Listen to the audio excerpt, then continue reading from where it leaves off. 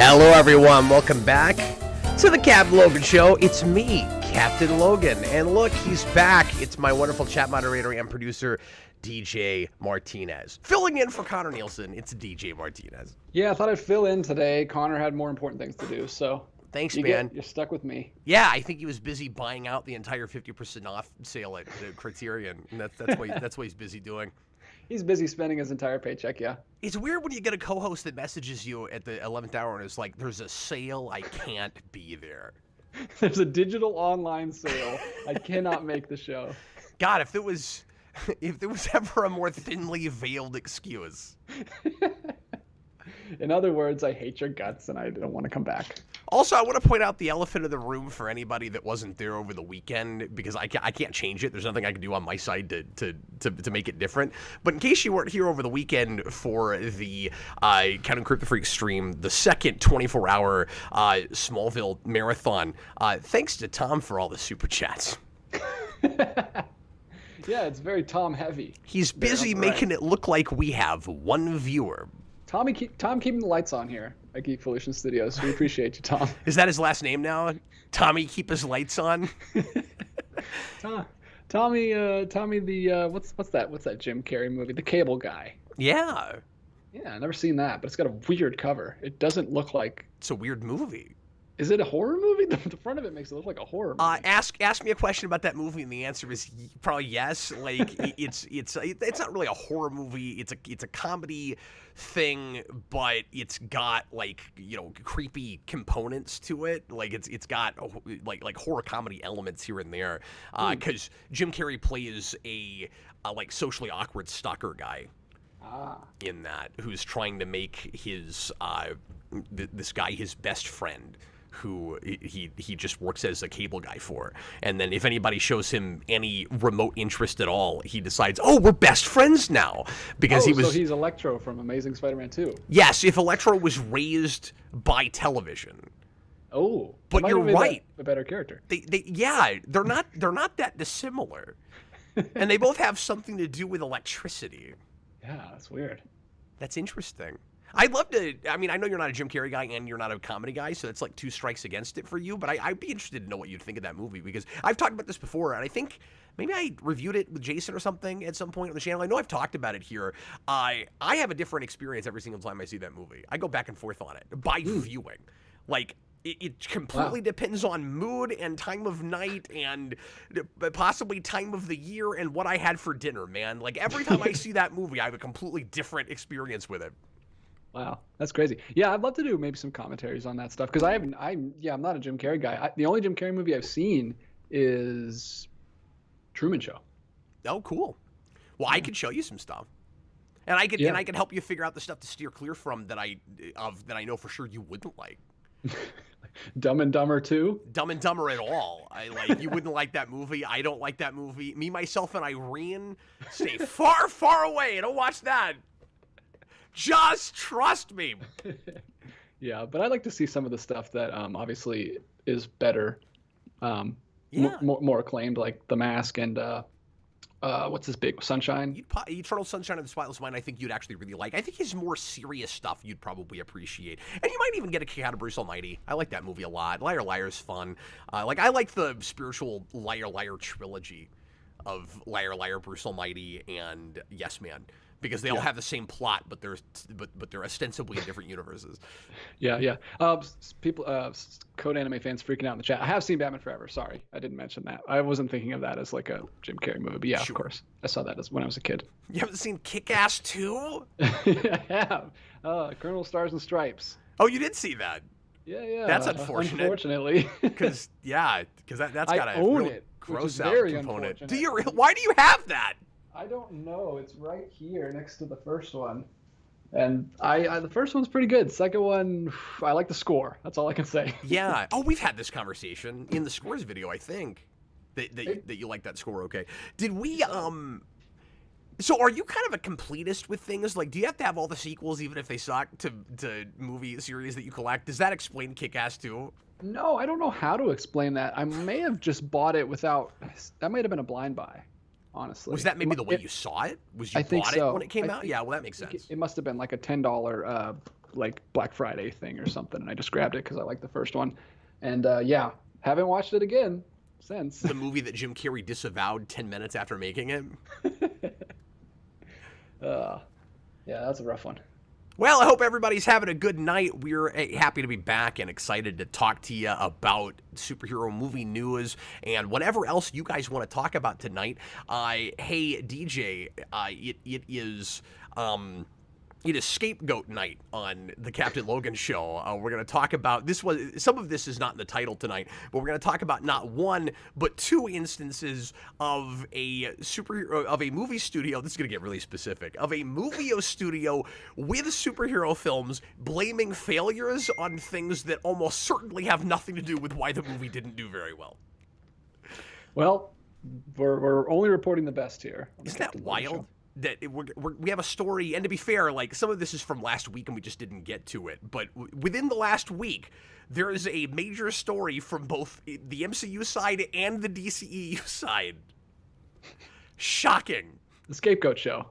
And to celebrate, Cap has brought a live goat into the studio. Go ahead and unveil the goat, Cap. Oh, yes, and by goat, he means the greatest of all time. Here he is, Michael Jordan himself.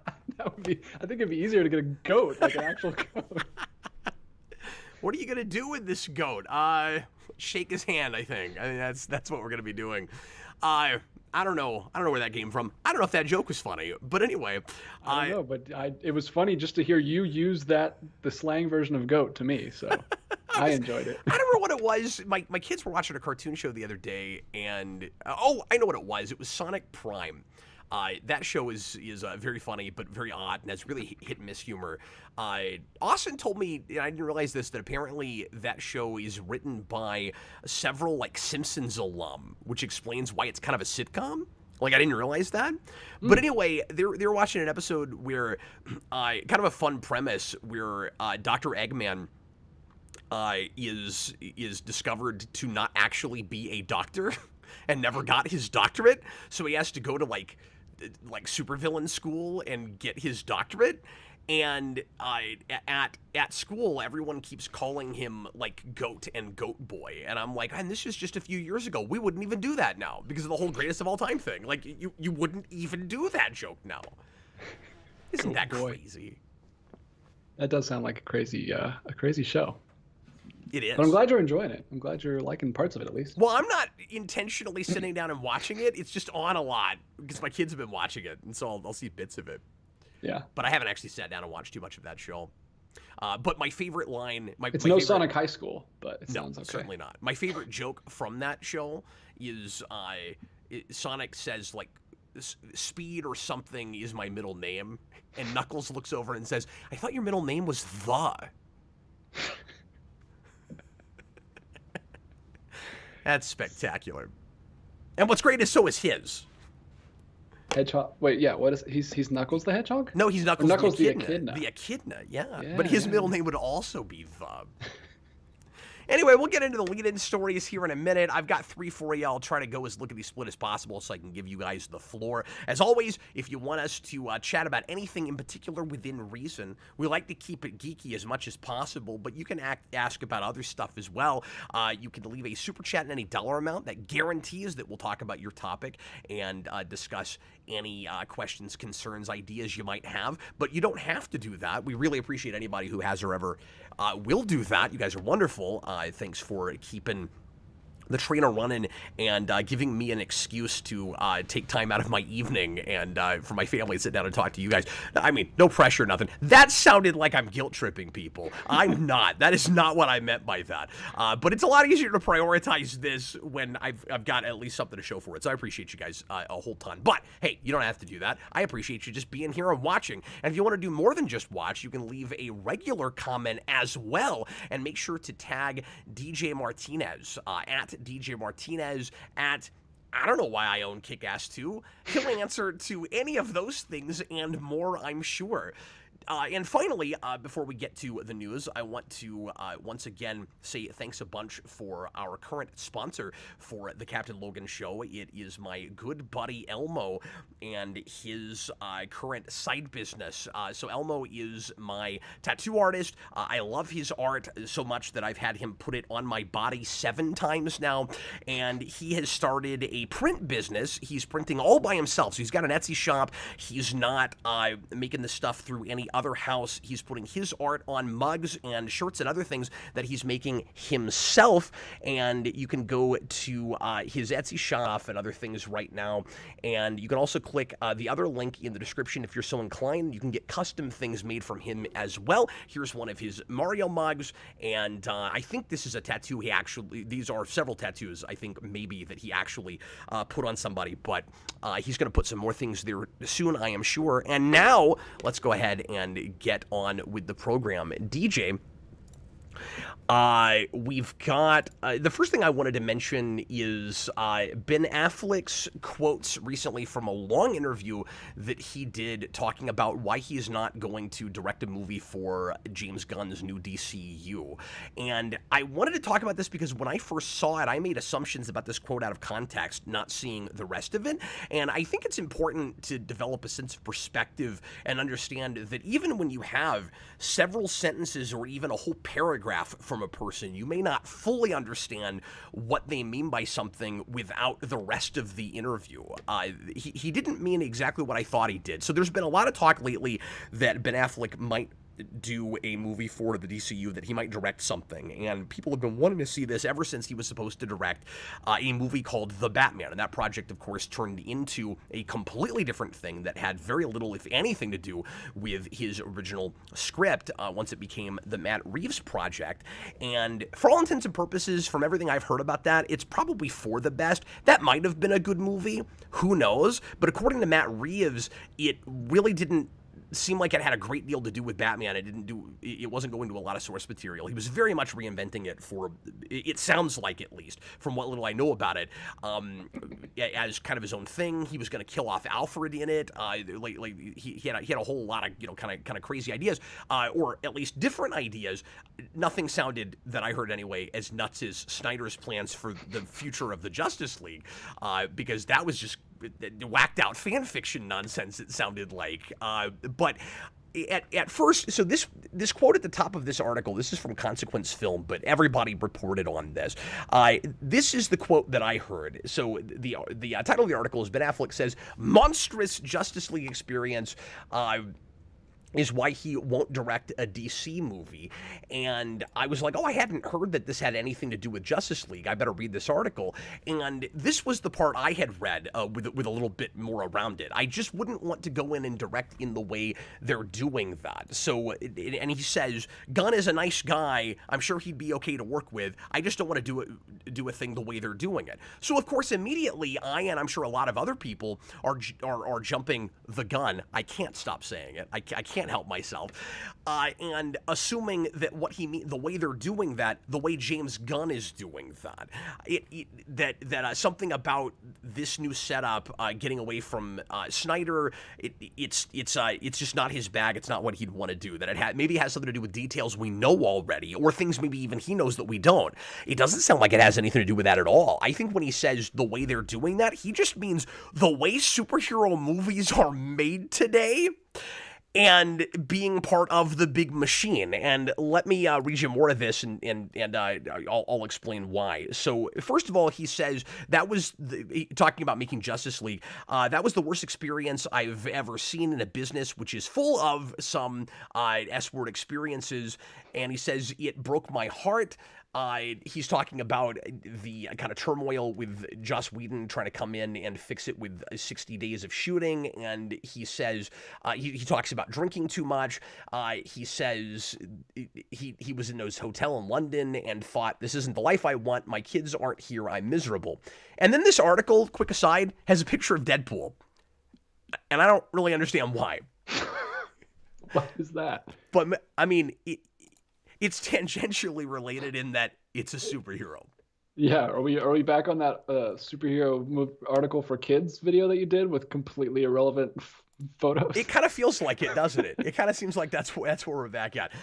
Because of all that, he wants nothing to do. Oh, sorry. He says this is the most important quote here, I think.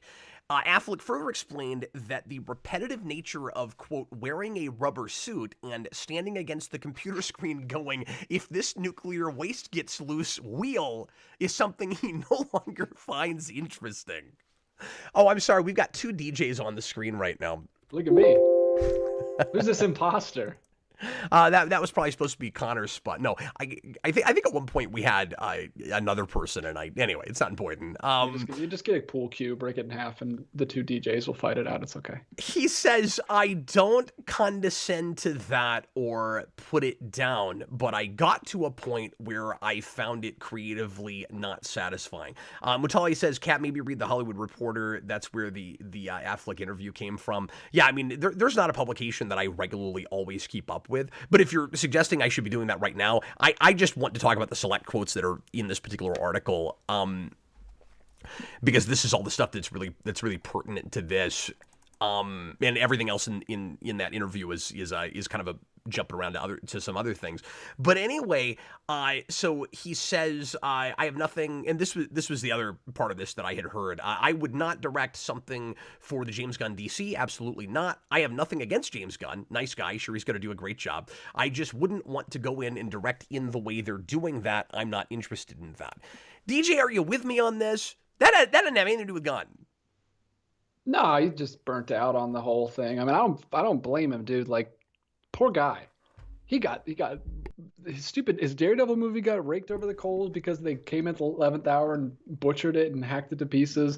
And then it literally happens again with Justice League, the same thing, except it was even more of a mess because he had to come back twice and reshoot to do that one and then reshoot again a little bit for Snyder's version. That was like 6-7 years of his life. Like, I don't blame him. If he's just gonna say I'm done with superheroes, I wouldn't blame him at all. That sounds like he's been through it.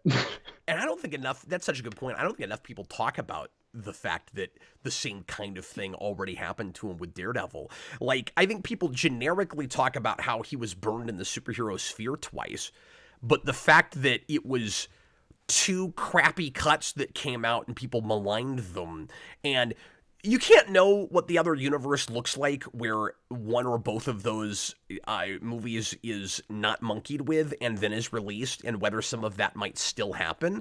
But certainly you were looking at the worst versions of both of them. Yeah, Daredevil Director's Cut isn't perfect, but it's a much better movie, and I think it would have at least been received a little bit A better. little bit better. It's hard to say because the only big difference between the way those movies are received as far as Affleck goes is people did make fun of his performance in a way they haven't with Batman. Like the complaint with Justice League is the movie's poorly directed, the dialogue is bad, the characterization is not very good. You rarely hear people, and a lot of people when he was initially cast, because of Daredevil, were making fun of that casting choice as hard or more than Pattinson even. Is what I recall. I felt the need to go on and do like a 2-hour show about why Affleck was right for was not a bad idea, and everybody should stop freaking out about it. But but the big difference is I don't think the majority of people, I'll throw out an arbitrary percentage. I don't think 90% of people thought even that Affleck was anything like the problem with those movies. But Daredevil, you don't hear people talk about how hackneyed to bits that was. You hear people talk about how corny it was and how Affleck is a weird choice for Daredevil. Yeah, because they cut out the whole crime mystery subplot where he was doing investigating, and they cut out everything, or all they left was just the like generic action scenes and love scenes, and added a love scene and stuff. Like he's great in that. Like the scene where he's like driving the car and like trying to get the guy to talk. Like that's a great scene. So you think some of his best scenes were in that cut, and people wouldn't have made fun of him probably if they had gotten to see those? Well, I don't know. I'm sure there still would have been a lot of people that made fun of him, but I think he might have turned some naysayers around a little bit. Maybe like, so, yeah. That scene where he's in the coffin and there's like the actual what he's actually hearing during that scene. That's a heart-wrenching scene. It is. You feel for that character. He's literally miserable. He can't even sleep. Like he's hearing prostitutes get murdered outside his door all the time. Like there's some good stuff in that director's cut. I've never seen the theatrical, but I know what was cut out because I've seen like. I'd love to watch that with you just so that you can kind of cringe and be like, "Wow, the way that it's cut like a music video and nothing makes any sense." You've probably heard me talk about this, but you've got scenes that are in the wrong order now from what they are in the original, where like one thing happens and you're like, "Wait, that had to happen before this happened. Why is it here?" Yeah, like this, where he decides to stay and make love with Elektra. He's hearing the guy he just took out the night before. Yeah, it's crazy, and it messes with like motivation and everything. That's got to be one of the most egregious I've ever seen, where just like a random producer comes in and like makes all these calls. Like that's crazy. That's why I'm still talking about it. Because up until recently, really up until Justice League, I hadn't seen anything quite that nuts. And then Justice League is on a whole other level. Yeah, that's a whole different thing. You bring a whole different director in and change the whole movie. But like just hacking it up and moving stuff around at the last. I know that happens a lot, but like we know so much about that one. Usually we don't know a lot about it, but we know because we have the director's cut now, we know exactly what he did to it. It's terrible. Yeah. So when he says...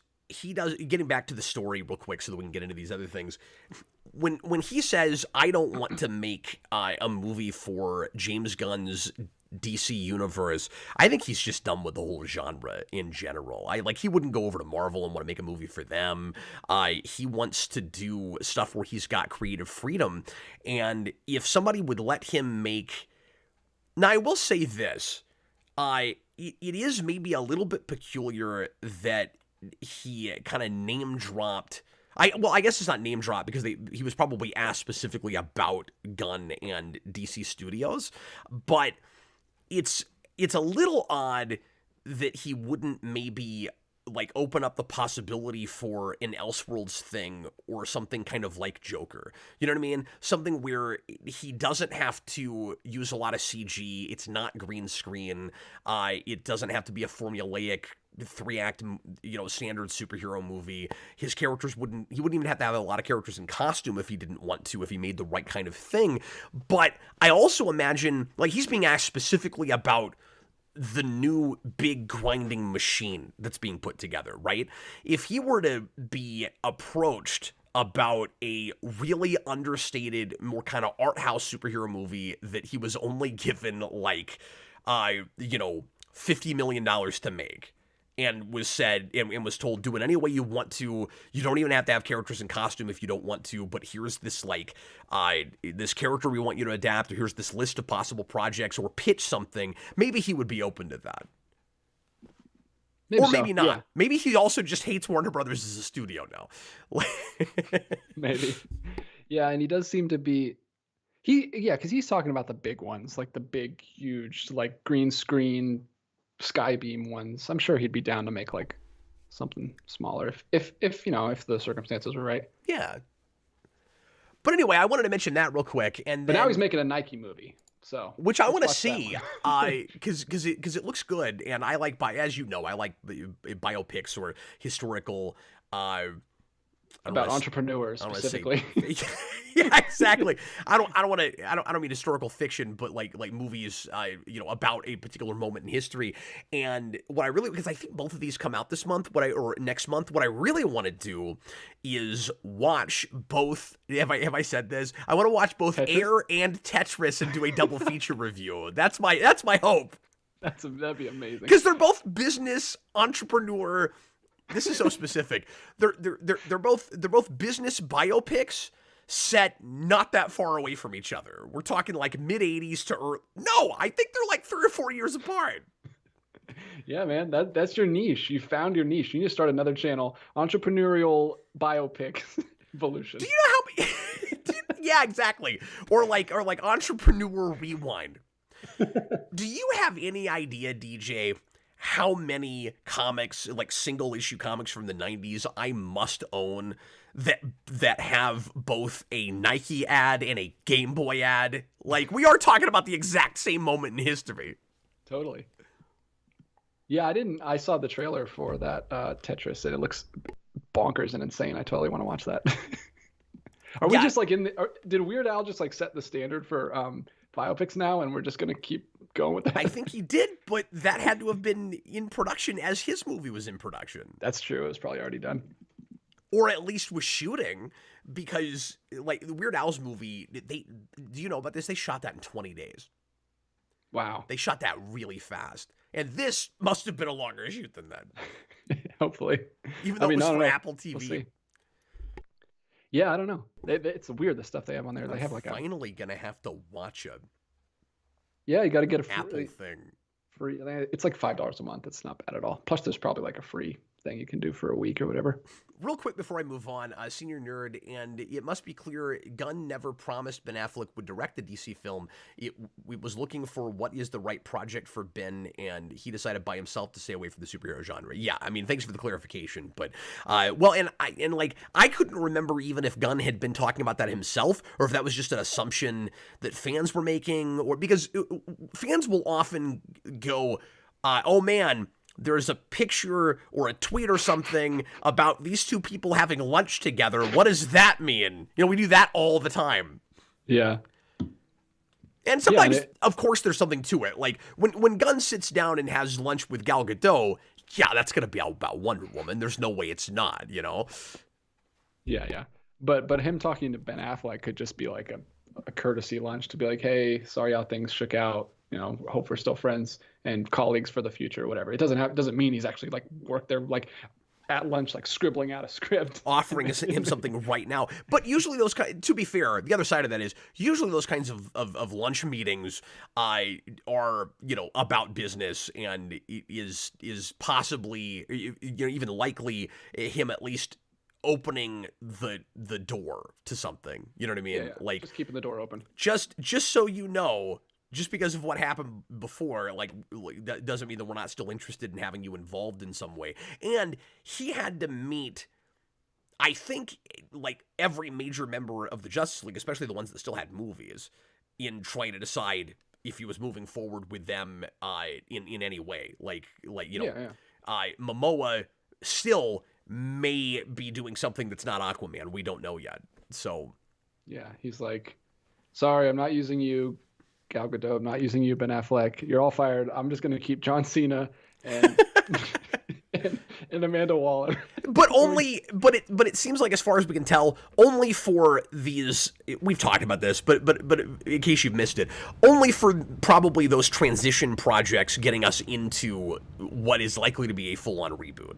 I mean, if Amanda Waller is in something after that, played by Viola Davis, then I'm gonna eat crow, and Austin's gonna eat crow, because the more we've talked about it, I've been more and more kind of buying into the way he's talking about it, because I think he's ultimately right, which is we've got this awkward transition period, and after that, once you get to Superman Legacy, full on reboot.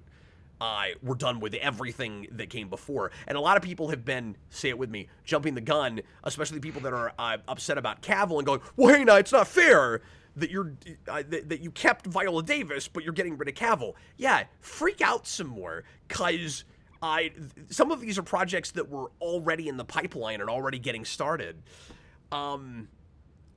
Super Billy's writing in all caps, so that's distracting, and I'm not going to read that right now. Okay, let's go ahead and hey Super Billy, do me a favor and don't write in all caps, okay? Let's go ahead and talk about the scapegoats. Are you ready? We've got two scapegoats, and the first one is, and I do believe these are both full-on scapegoats. By the way, this is unusual. I'm going to read two articles that I agree with 100% and have very little to add as far as opinion goes, because these are, to some degree, opinion pieces. So here's the first one. This is from Comic Book Resources. Quantumania's script debacle makes Reddit out as a scapegoat.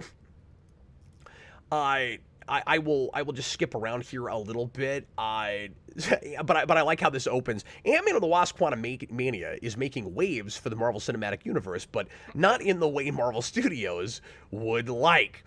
And it says this is unfortunately only the latest of its many issues. Lines from the movie's script. Did you hear about this, DJ? Did you know this happened? Lines from the movie's script got leaked on Reddit before its release, and Disney responded by starting an all-out witch hunt. This feels a bit too convenient and almost like a cover for the movie's many failures, and its connection to the awful box office take doesn't match up. By being so, again, opinion piece, by being so gung-ho in its pursuit of scriptural justice, good word choice, Marvel Studios may be further destroying its legacies. Its legacy. Quantumania is going to end up being a pretty sizable flop, especially for the MCU. Obviously, somewhat leaking the script for a major Hollywood production is a big problem for any studio, and it's something that said production house would want to get to the bottom of. However, even this doesn't explain the extent of Marvel Studios' current vendetta. It would seem that the leak is subtly getting blamed by Marvel Studios for the movie's poor performance at the box office. If this is the case, the lack of said leaks could have netted the movie a lot more money when it was initially released and even the weekend afterward. Marvel Studios would have a definite case against the person who essentially made off with the company's property, but things may not be in its court as the company believes. In fact, the reception toward the third Ant-Man is merely the culmination of growing problems with the MCU and has nothing to do with Reddit. I agree with that, and this article goes on to suggest that, well, I'll just read this part too, because it's right here. The biggest problem with this theory, I'm paraphrasing to some degree, is that the average Joe and even many hardcore MCU fans had no clue about the leaks.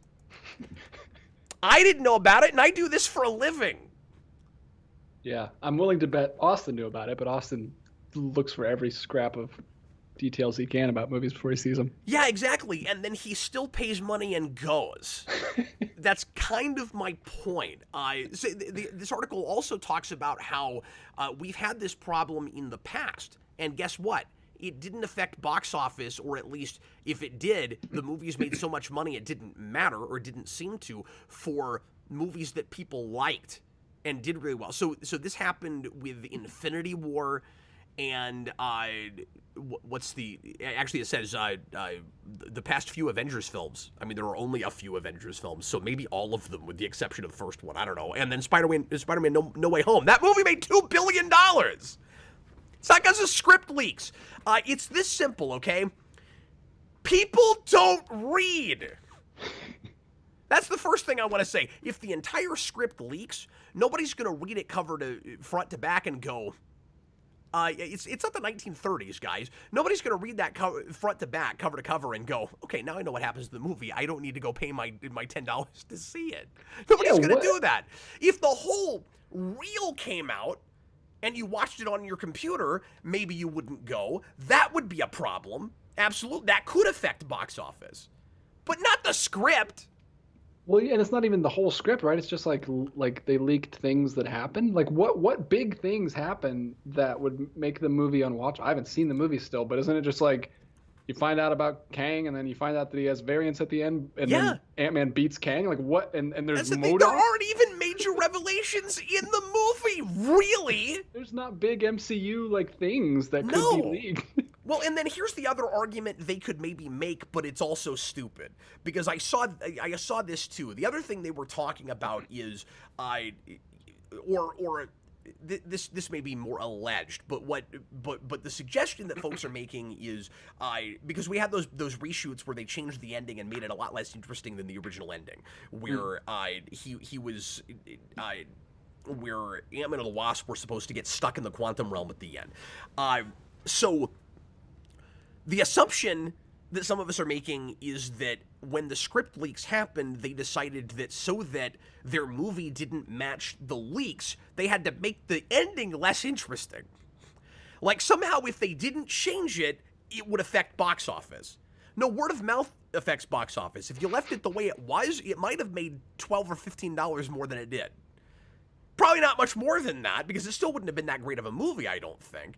Having not seen exactly the ending that they originally shot, but I mean, knowing what it is, like it would have been better. But at the end of the day, the problem is in the strategy for the way you began Phase 5 in trying to market this thing as a big event movie that honestly isn't really that big of an event. It's a prologue that I don't think you'll even need when you get to Kang Dynasty. So that's the first thing. The second thing is you put, I don't want to say all your eggs, but like in one basket, because obviously you have a lot more movies, but like you're playing up a huge event movie out of an Ant-Man movie. Like, your opening weekend was okay, probably partly because you made such a huge deal out of how important this movie was. And then why are you surprised that people didn't keep going it after that first weekend? Because what you essentially put out was another Ant-Man movie that has a little bit more consequence to the rest of the MCU and feels larger in scope, but is tonally and the same and has a very similar kind of plot by the end of the day and has exactly that humor. Like, it's your, and this article mentions this too, it's your least popular Avenger. Yeah, and you're trying to please everyone, and you're pleasing no one, because the people who love the Ant-Man movies love them because they're different and they don't feel like the other Marvel movies. They're like little quirky comedies, and now you're still trying to do that because you want to please them, but you're mostly making it like an Avengers level movie, so you're trying to please the other people, and you're making nobody happy. It's, I don't know.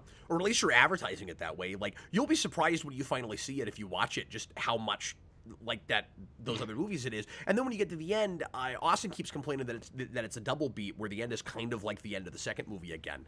Oh, wow. And it also has that problem of... That's interesting, because I've heard from most people that love the Ant-Man movies, which I don't.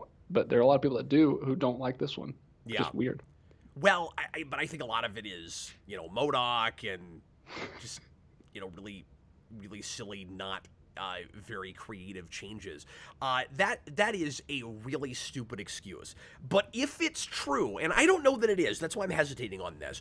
DJ, if it's true that they changed the ending of that movie because they were worried that the box office would be too affected by script leaks, it means that they actually do believe, at least to some degree, that affected their movie, right? Because if they thought, hear me out a second, because like I'm saying scapegoat, and I stand by that. It does sound like an excuse, but I wonder if they believe there's at least some grain of truth in it and they're just blowing it out of proportion. I don't think there's any truth in it at all. I don't think that affected their box office by a dime. Yeah, but they have to think that if the reason they changed their ending was because there were script leaks. Do you see what I'm saying? Like, look, the most ravenous fans of this stuff want to know everything they can know before they go see it, and they still hand their money over. The rest of us don't even pay attention to the leaks.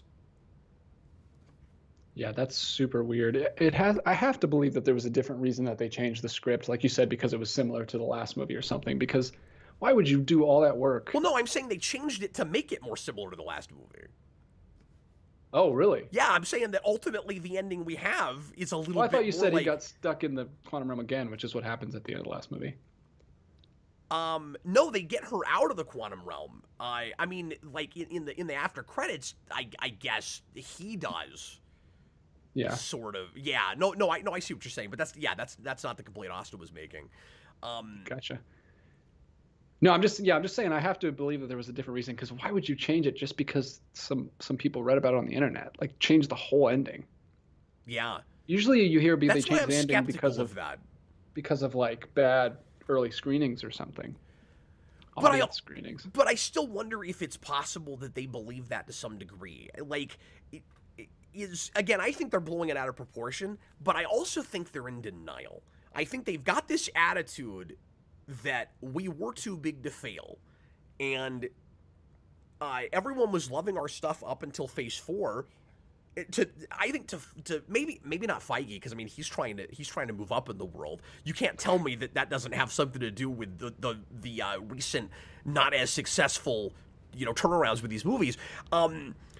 It seems like there are at least some people at the top at the MCU that are delusional about why their stuff is failing and not doing as well. Yeah, it's always so hard to tell. Like, are they actually delusional, or is this just spin for the stockholders? Be like, don't. It was because of this. Don't worry, we're not about to crash and burn. Like, I don't know. The proof ultimately ends up being in the pudding, right? Yeah. Like, because if they understand what the real reasons are, they will start making the right kinds of changes. And if they don't, they're going to hold the reins harder, and they're going to double down on the stock standard humor that people are getting kind of sick of. But I mean, when Feige, was it Feige or one of those top level producers, when those guys, or no, I'm sorry, I think it was Iger, wasn't it? When they start saying things like the problem is sequels, I can't help but think that they actually believe that to some degree. Yeah, or are they just grasping at straws to try to? Because there isn't a singular answer. That's the problem. There's a lot of culminating factors. Absolutely. No, that's a really good point. Okay, you ready to see the other scapegoat? The other scapegoat is on the DC side, and I have not seen Shazam 2 yet. I'm going to review it in a couple weeks, so I'm going to be pretty late to the party on this. But I'm out of town this weekend, and I couldn't review it this last weekend because of the 24-hour stream. I didn't have time to see the movie. So we're going to do John Wick 2 and 4 and Shazam 2 the same weekend is the plan right now, Connor and I. Wow. Now it's The Rock's fault.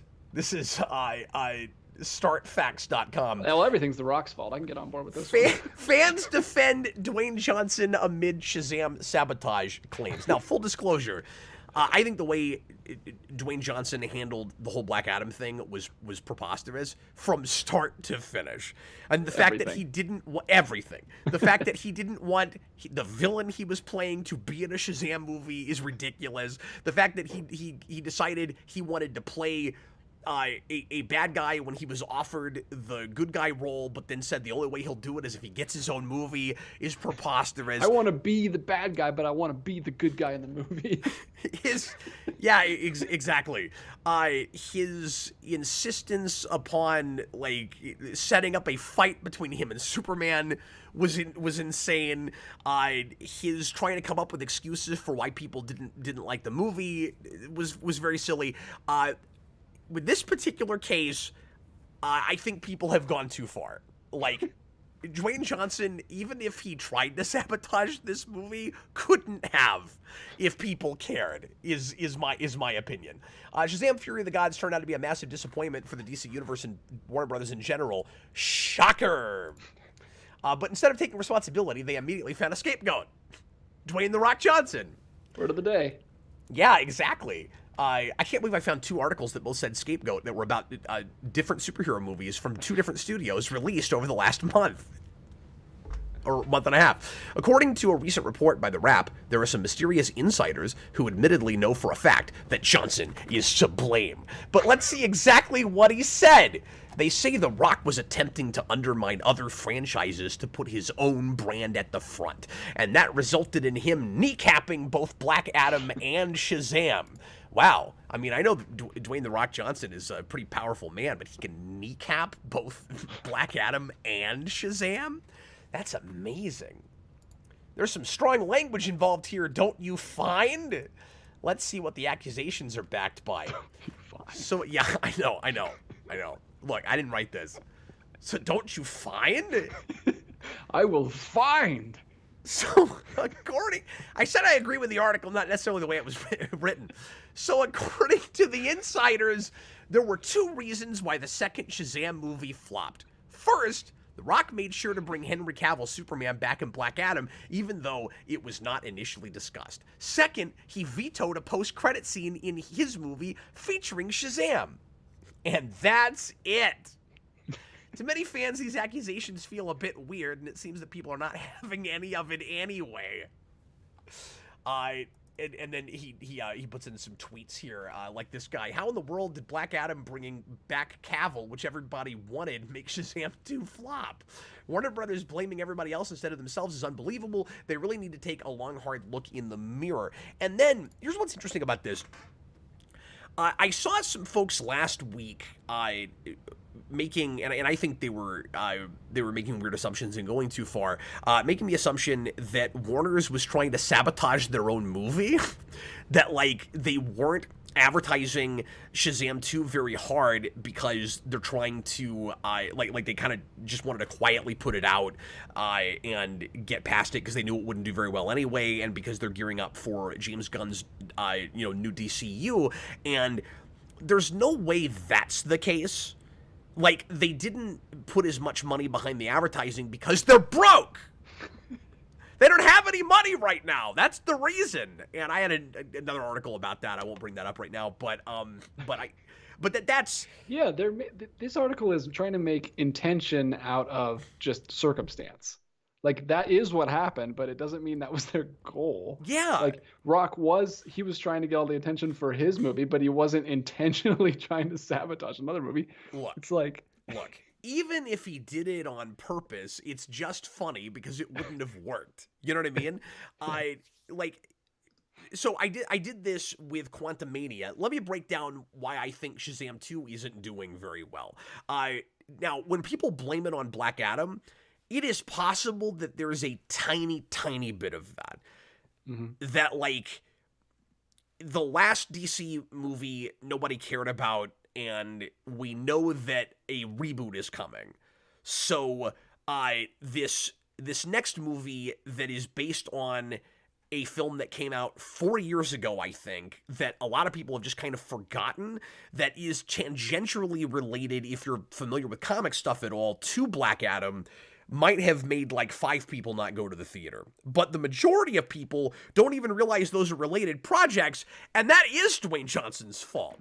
He did want that for some reason. Well, and if Shazam 2 was The Rock is Black Adam, it would have done better if we didn't just have a whole movie about that. But that's not exactly related to why this movie in itself didn't do well. No, I don't think that necessarily has anything to do with it. And I also don't know that the DC reboot has all that much to do with it. We'll have a better sense of that when we get to Flash and then when we get to Aquaman, especially Aquaman, because Flash, I think they so far have managed to spin it for people that aren't really in the know to look like a kind of soft reboot that was not really intended to go into the new reboot that Gunn is doing. But like Gunn's been talking about it like that. The advertising, I think, is making it sort of look like it really matters, or at least it's a big event movie. Like, people will. At first, I wasn't sure how that would perform. But then I started hearing people talk about the Super Bowl ad, and I was like, okay, it's going to be... I don't think it's going to do what No Way Home did, but it is going to be No Way Home all over again. Yeah, well, it's kind of become like, you know how the DCU, or the DC animated universe did like that movie that was like the end of that universe? It's kind of like that now because Yeah. it's completely changing. It's now the cap off of that universe, and we're bringing back Zod and we're bringing back all this stuff from there. So Right. So it's now become like, a different thing. now for people, it's going to be like a bookend. It's like, Yeah. and in a way, and it won't do these numbers. I don't think. I guess it could. But it's going to be like Endgame, in Yeah, a like the weird Endgame way, of that. except for a universe that people only care about certain pieces of or none at all. But it will feel like an event, right? So Aquaman 2 will be the real tell. Like, people like Momoa, people liked that first movie. It did a lot better in China than it did here, but it still made $1 billion. If people go see that movie, it will definitely have nothing to do with the reboot. Do you know why? So, sorry, a lot of preamble to finally get to my point. DJ, tell me if you agree with this. The real reason Shazam 2 isn't performing very well is because you made the closest thing to a kid's movie that live action that DCEU has done, and you waited 4 years to put out a sequel. Some of that's not their fault. Some of that has to do with COVID. Some of it, nobody can help. But I'm just saying, Billy Batson was a child, and now he looks like he's about to graduate from high school.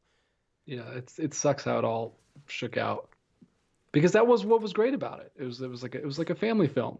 And it was about family too. It was great. But I haven't watched it since. I've never gone back to it, and I have no excitement or interest in the sequel. I'll probably watch it. I'm not opposed to watching it, but it's just like it just fell out of my head. I think it fell out of most people's heads. And that's the other part of this too, is even so I'm saying it's coming out too late. But I also wonder, like, I think if it had come out 2 years after that, it would likely be doing better than it's doing.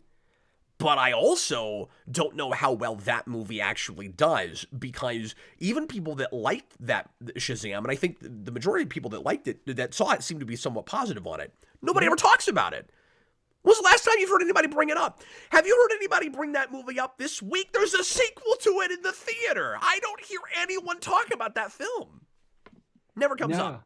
Yeah, it was fun. It was a fun theater. It's like one of those one-time watches that's really fun. It didn't feel like a franchise starter, even with a team building thing at the end. I wasn't like, I liked that ensemble cast or that supporting cast. Okay, I wasn't like super, chomping at the bit to see them all become superheroes next time. Like, and that would have been the great trailer fodder for this one. Is if they're all superheroes this time, but they did it in the first one, so it's like, well, you kind of blew your. That's a good point, because they have been selling it on that, but we already saw them all in those costumes.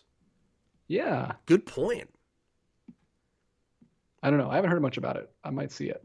But Cap, people are blaming Gunn's DCU announcement for killing interest in Shazam 2.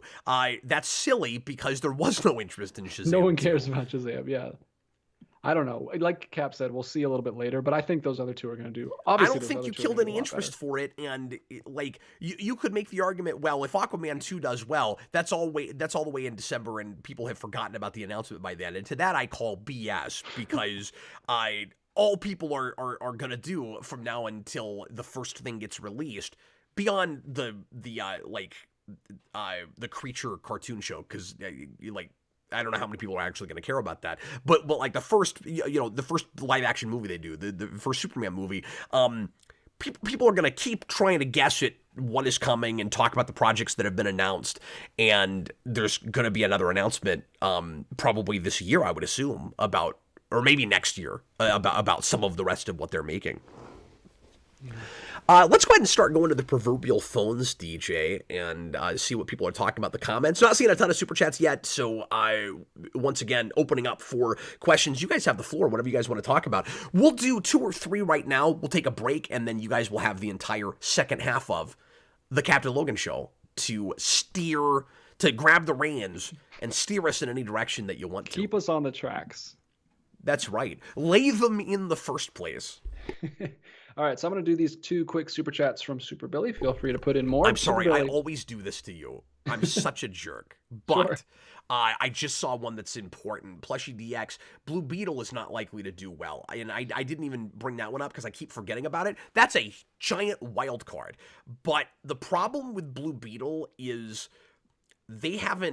general audiences don't even know that's coming out. And it's this year. There hasn't even been a teaser yet.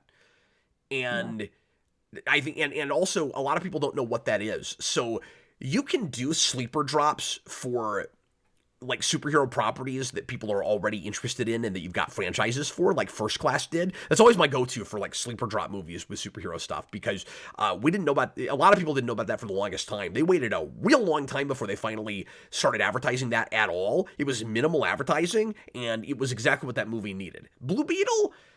I don't know. I think people are just not even going to realize that's a thing. Blue Beetle, what is that? Is that like Green Hornet's villain? What is that?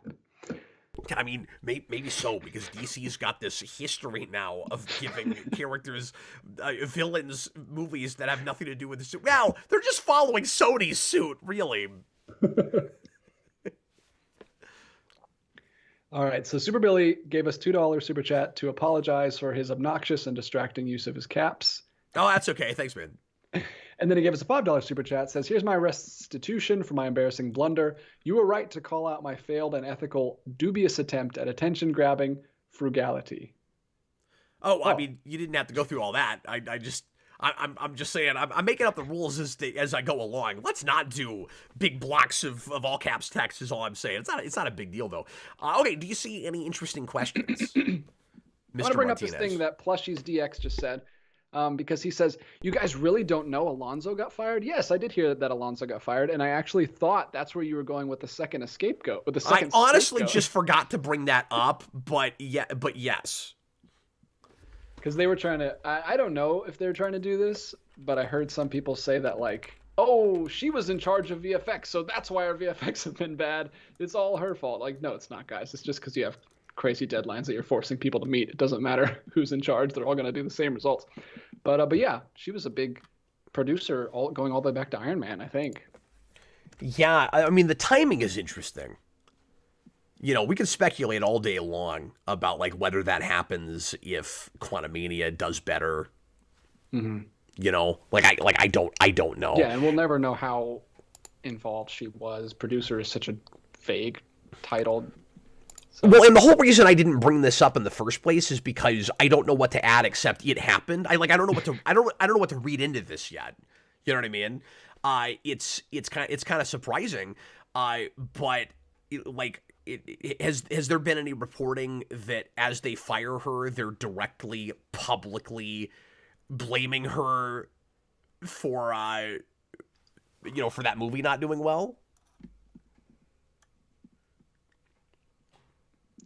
Like, this article is talking about that movie not doing well. Mm-hmm. But I don't know if that has anything to do with why she was fired. Again, I'm not sure what to add to this. Yeah, that's a little above our pay grade. Matthias says apparently the VFX people had issues with Alonzo. I had heard that, that she was, kind of a slave driver and stuff, and that some of the weirder things that people haven't liked lately in their strategy have had to do with her. So like, yeah, I'm sure it has something to do with failures during Phase 4, and maybe this last movie was just the icing on the cake for them. Yeah, but like.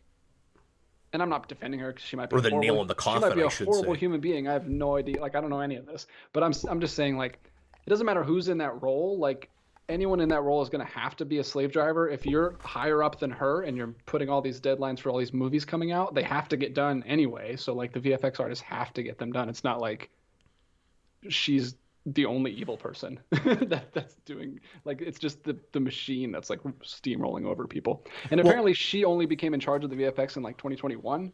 Black Panther came out in 2018 and the ending looks terrible. So yeah, can't blame everything on her. Yeah. But again, I'm not defending her because I know nothing about her. I just don't have enough information to go on. Yeah. Plushy DX also has an interesting point. He says they're being willing to fire a veteran producer is interesting. Maybe some more shakeups. Yeah. This doesn't tell us anything until more people start getting fired. You know what I mean? Like, they could start getting rid of lots of people and trading out, trading up. Mm-hmm. But right now it's one isolated case. And yes, the timing seems interesting and convenient, but I don't know what to read into it yet. Yeah, it'll be interesting to see though where it goes. Absolutely. Robotters, I know why Iger is back and cleaning areas from what it sounds like, putting others in place. Hard to say. Yeah, I mean, that totally, I mean, is honestly likely an Iger choice, right? I mean, that's good news if he's cleaning house, people that aren't pulling their weight. That'd be great. I hope that he can steer the ship Yeah. back on track. Ships don't use tracks. No, we're filled with mixed metaphors this evening. Let's do one more question or comment real quick, and then we'll take a 3-minute break, folks. All right, we just got a doozy from John Ty, $5. Thanks, John Ty, for always making us take on these massive questions. What are the pros and cons of social media, and do the pros outweigh the cons? God, once again, just let me pull out my blue book. Let me write you a term paper. So this is a thing that we've talked about quite a bit on this program, so I'm not going to get real nitty-gritty right now. And in fact, I want to let DJ field this first. Oh, great. You don't have to give us a whole thesis statement, but I want you to focus on that second part. Do the pros outweigh the cons? Well, I guess we should list what are the pros first.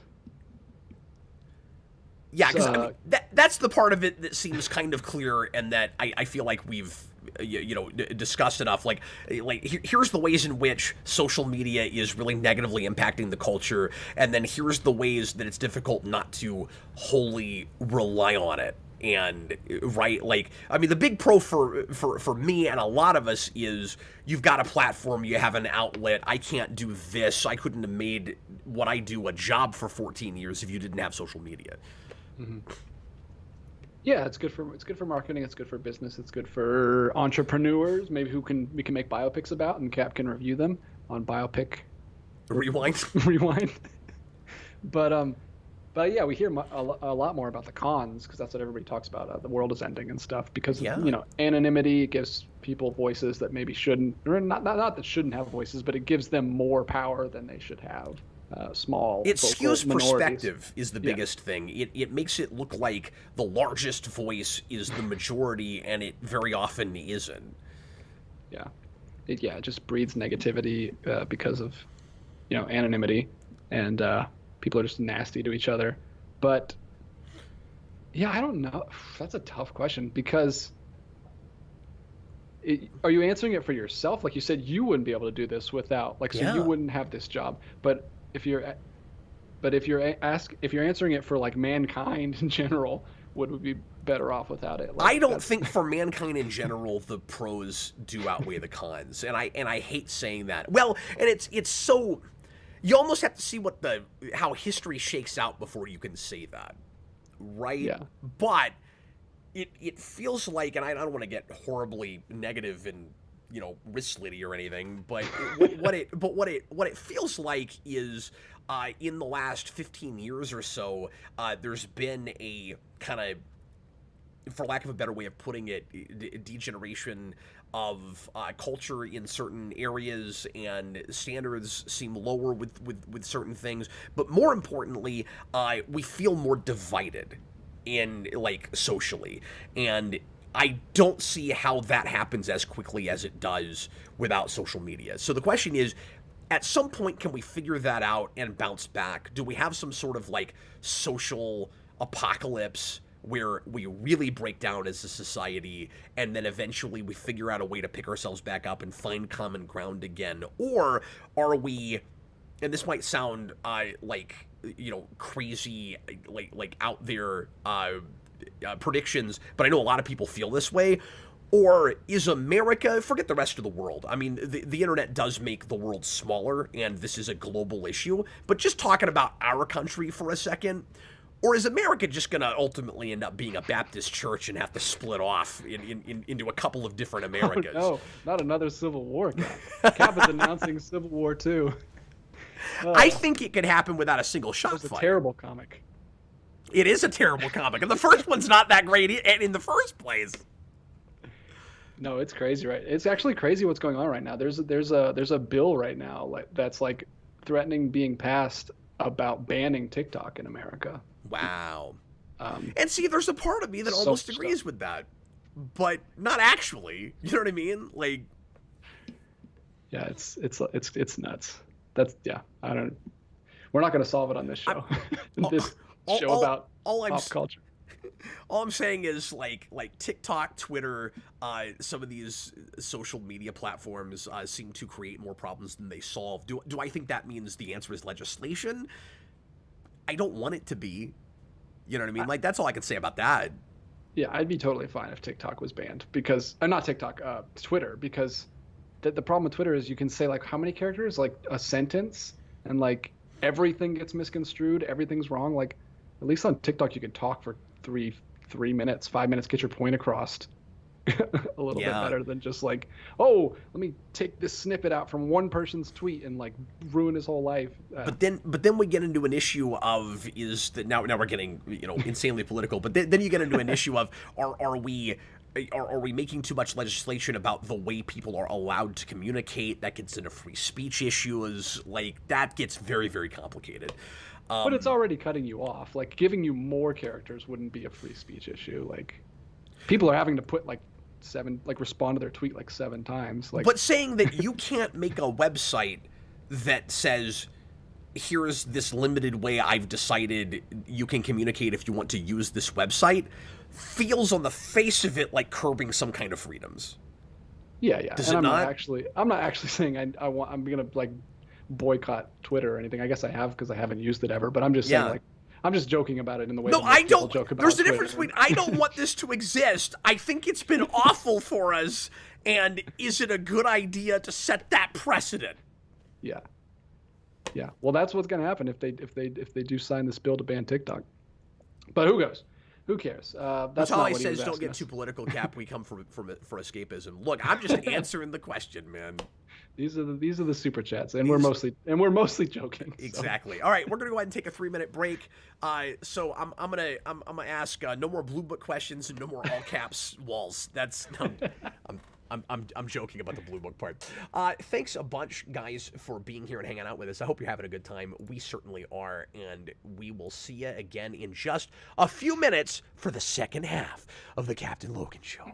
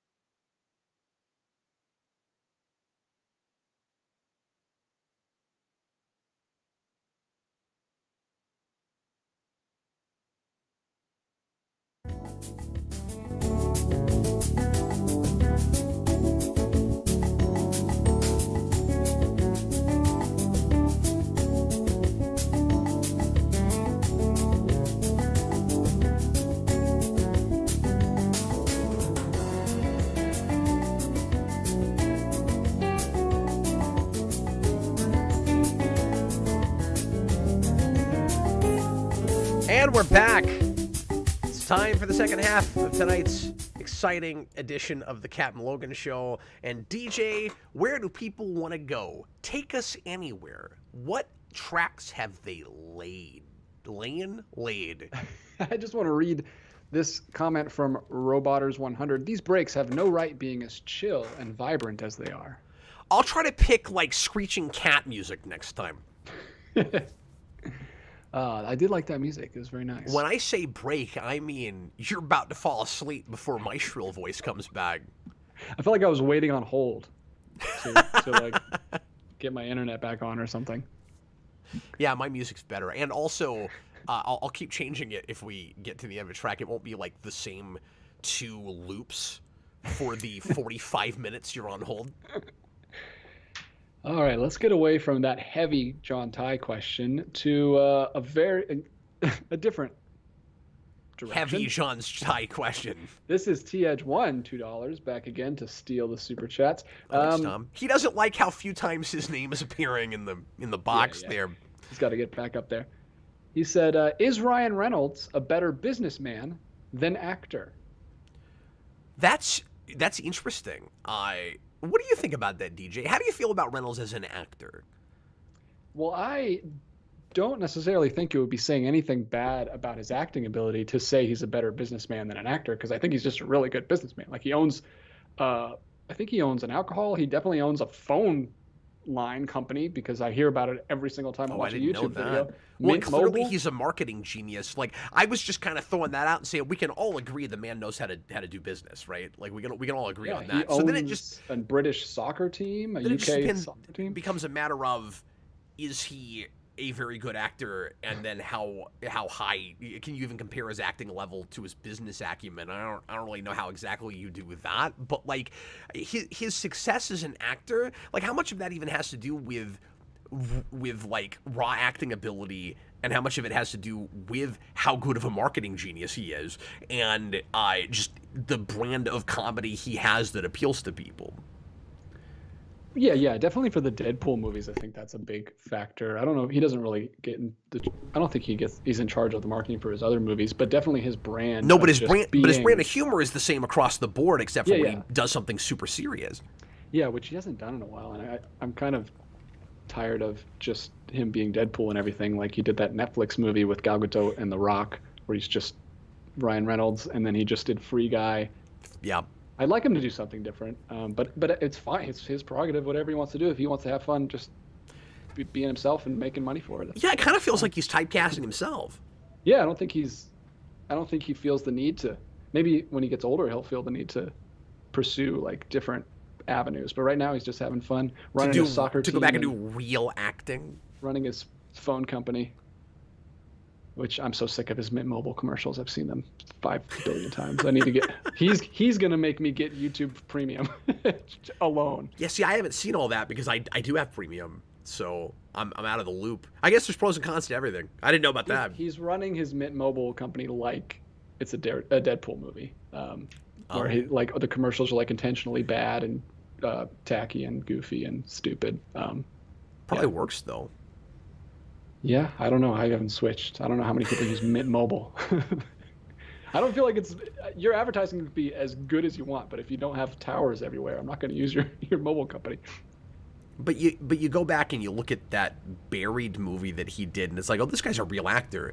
Like, I can't say if he's a better actor or a better businessman because I think he's great at both. I just don't think we get to see his versatility as an actor very often. Yeah, Connor said The Adam Project with an eye roll emoji. I heard that was really bad, and I think he's serious in that movie. Oh, okay. Which came out last year. It was a Netflix movie. I don't know. I heard good things and bad things, so I don't know what to believe. I didn't see it. Yeah, I mean, all respect to Connor. I don't always agree with Connor. I often agree with Connor, but I don't always. So Utale says, I remember him being serious in that movie with Ben Kingsley. Yeah. My favorite performance from Ryan Reynolds is still Paper Man. I love that movie. I never saw that. It's really, really good. He plays an imaginary friend who's a superhero. And I think his comedy works there. That's the best it's ever worked for me.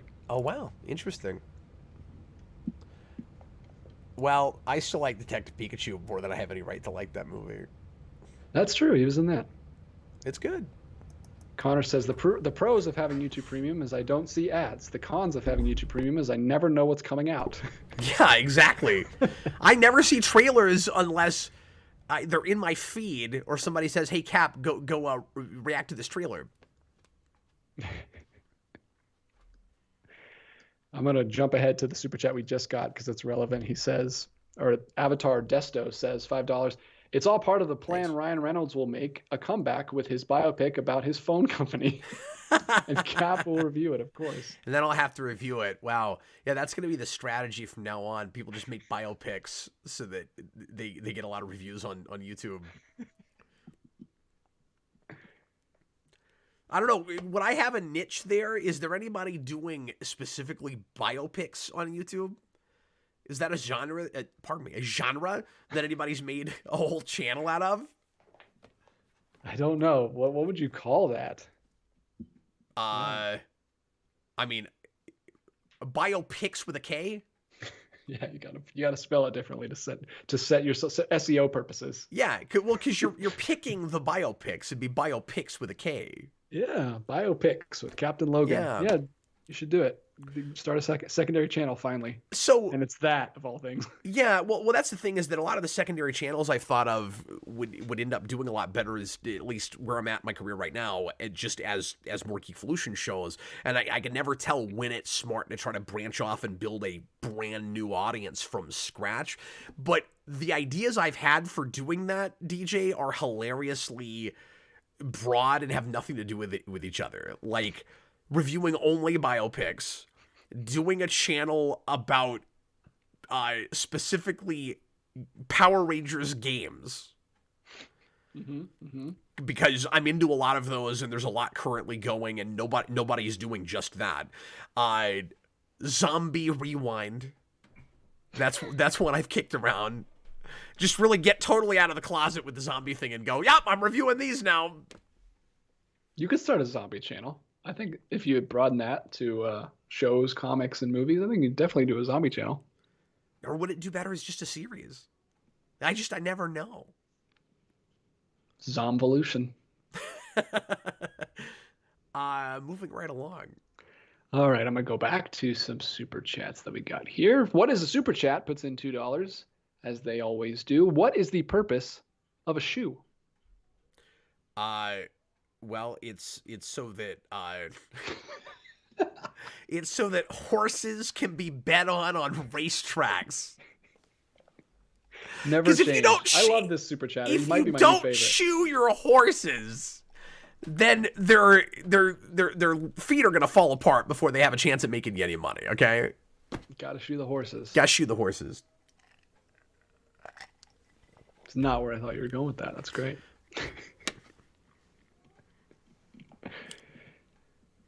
Shall we move on?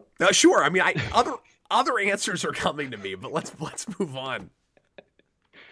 I was gonna make a whole thing about like scams to get people to pay way too much money for things that just keep their feet warm and from stepping on glass.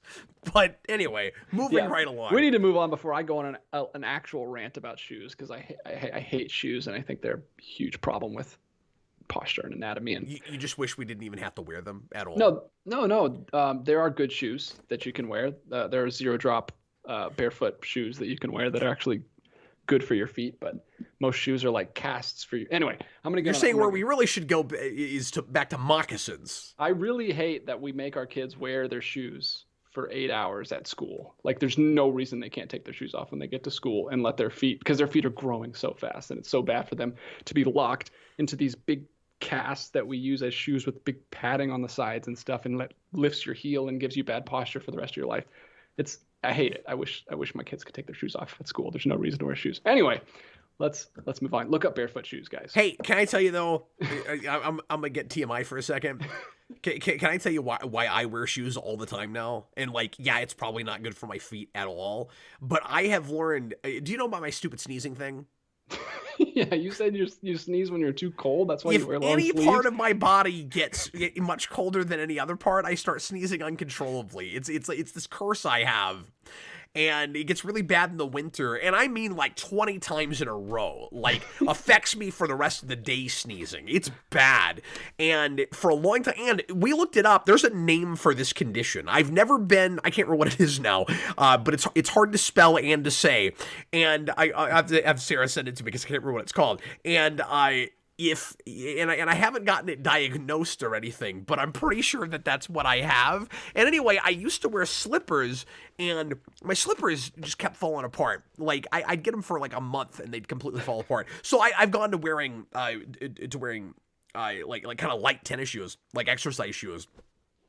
And I haven't had this problem in months now because I've gone to that. But it's probably not great for my feet to have them locked in like that all the time.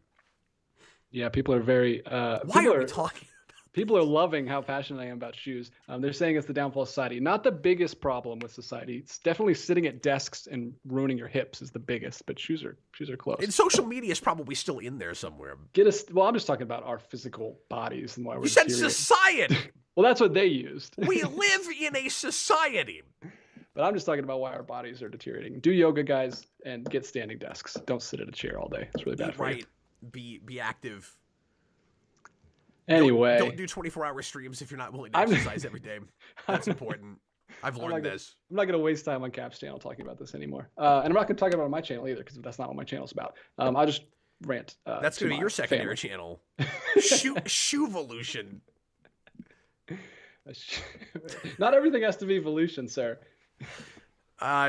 Well, sure. But are there other Volutions? We should do a search at some point and find out all the other Volutions on YouTube.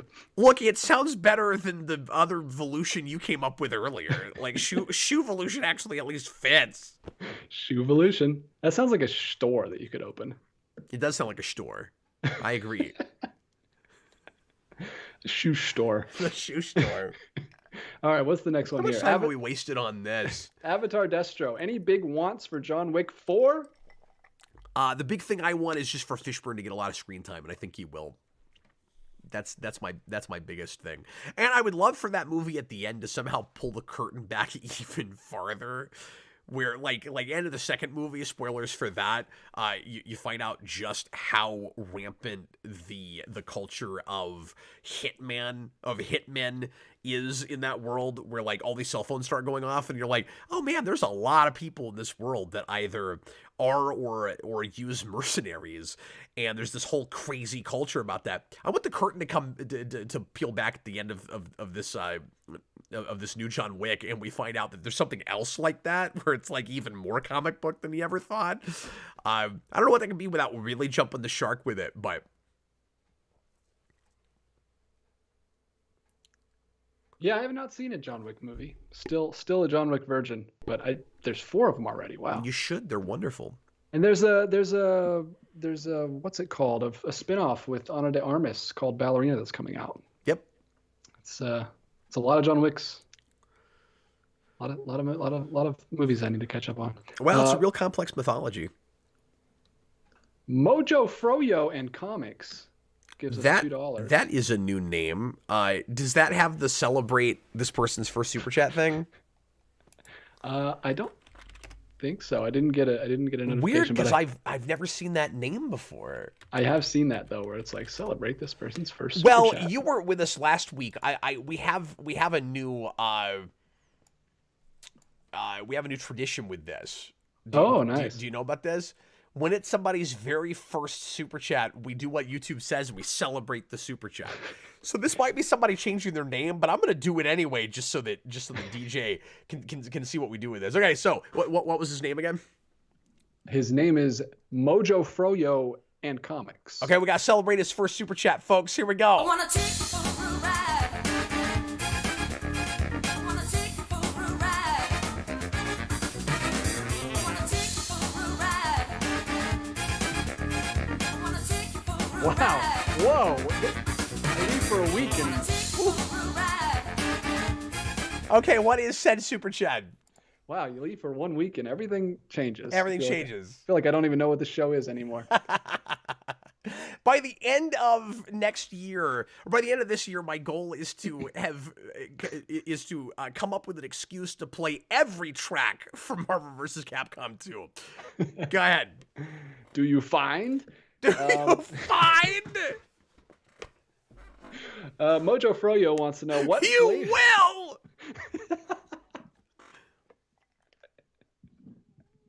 Wow. That's great. Candator says I'm a real streamer now. Cap's a real. Nah, I'm not, because there's not a thing that popped up on the screen with like streamers bouncing everywhere and stuff. Yeah, well, you know, by the end of the Smallville streams, you'll be a wizard with all the stuff you're doing over there. Good grief! I checked in on the Smallville stream. You got a whole command center over there. You know what I said at the beginning of that? Sound bites. You know what I said at the beginning of that? I said it feels like I'm flying an airplane. So many controls. You're like every grandparent ever who gets into a car that was made after like 2010, and it's like, whoa, what is this? An airplane? If you open up that stream while we're in the middle of doing it, your first reaction is, I don't know what any of this means. All right, Mojo Froyo wants to know, what flavor should Batman Froyo be? It's gotta be, okay, I've got it. It is like blackberry? I don't know if this would taste good. I was gonna say it's a blend of blackberry and blueberry. Yeah, because it would be, I guess, the blue and gray suit. Yeah. Well, there's a lot of black in a blue Batman suit sometimes, you know. But yeah. It'd be a mix of blueberries and blackberries. Yeah, that sounds good. I like blueberries. I like blackberries. I've never had frozen yogurt before. Is it similar to gelato? I've never had gelato. I don't know what that is. Oh, that's like Italian shaved ice. Anyway. Yeah, I grew up with frozen yogurt. Frozen yogurt is basically just thicker ice cream. I mean, like, it tastes like but it's yogurt. Usually fruity. But yeah, it's fruity. Yeah. Instead of sweet. Yeah. Well, I guess fruit's still sweet, but you know what I mean. Sweet. Right. Yeah, Batman Froyo. I guess you could go like, I don't know what else. I mean, you're Mojo Froyo, so you know all the crazy flavors. I'm just a noob. I'm sticking with blackberry. Oh wait, does Mojo Froyo? Sorry, I saw that comment. Does Mojo? Wow, we're accidentally making money off of Marvel vs. Capcom 2. I wonder if Mojo Froyo typically repeats himself and reiterates his lines as he's saying them, because that's what Mojo Jojo does. Just watch Powerpuff Girls one damn time so you'll understand my references, DJ. I've seen a bit of an episode in Blade 2. I'm sticking with that. But it's a lot of fun. You should watch it. You'd like it. I don't know, man. Parody's not my thing. But it's not just parody. Like it. It's one of those things that I'm like staying away from. I have this a lot actually, where I stay away from things that my friends are really into because I don't want to watch it and then disappoint them if I don't like it. Like I'm taking it like, I don't want to take the chance and then hate it. It's really clever, man. Look, the reason there are a couple reasons that I'm very confident in showing people Powerpuff Girls. It's weirdly universal. Like, it's not like it's a thing that I grew up with and then years later I tried to show to people and they're like, I don't know why you like this. Like, I'm watching Powerpuff Girls in high school. I'm not liking very much cartoon-wise in high school, right? My parents were like, I don't understand why you're watching this. Converted all of my parents. The step ones and everything. Everybody I know likes Powerpuff Girls. Anyway, moving right along. That's okay. Sorry, we are seeing some super chats now. Yeah, they're flying in. Let's go to so I think we're caught up. Super Billy, $5. Would you concede that not having Mr. Mind as the villain of Shazam 2 somewhat contributed to diminished interest among comic fan moviegoers? No. Because I honestly don't even know who that is right off. Mr. Mime. Myself. You know Mr. Mime from Pokemon? No, it's not Mr. Mime. It's Mr. Mind. I don't know that Mr. God. We're gonna have to sober up here. We haven't even been drinking. We're just drunk off friendship, man. I don't know. Because I've been gone for a week and I missed you and I'm loving talking to you. Something, yeah. No, really, I can feel the love in the air tonight. See, now I'm mixing my song. At least it's tonight. We're doing My better than the Lion songs. King reboot. It's not in the middle of the freaking daytime. Can you feel the love? No, it's 2 in the afternoon. Anyway, I don't think the majority of people, and you're saying comic fans, sure, but like, there's not this huge contingency of Captain Marvel fans, of Shazam fans that aren't coming out to support that movie. I don't think. Like, there are definitely some fans of that material that don't like what they did with it, so they're already out, right? And then, you know, what is the percentage of comic fans that know the Rogues Gallery, specifically of Captain Marvel, that That's go, the deep cut.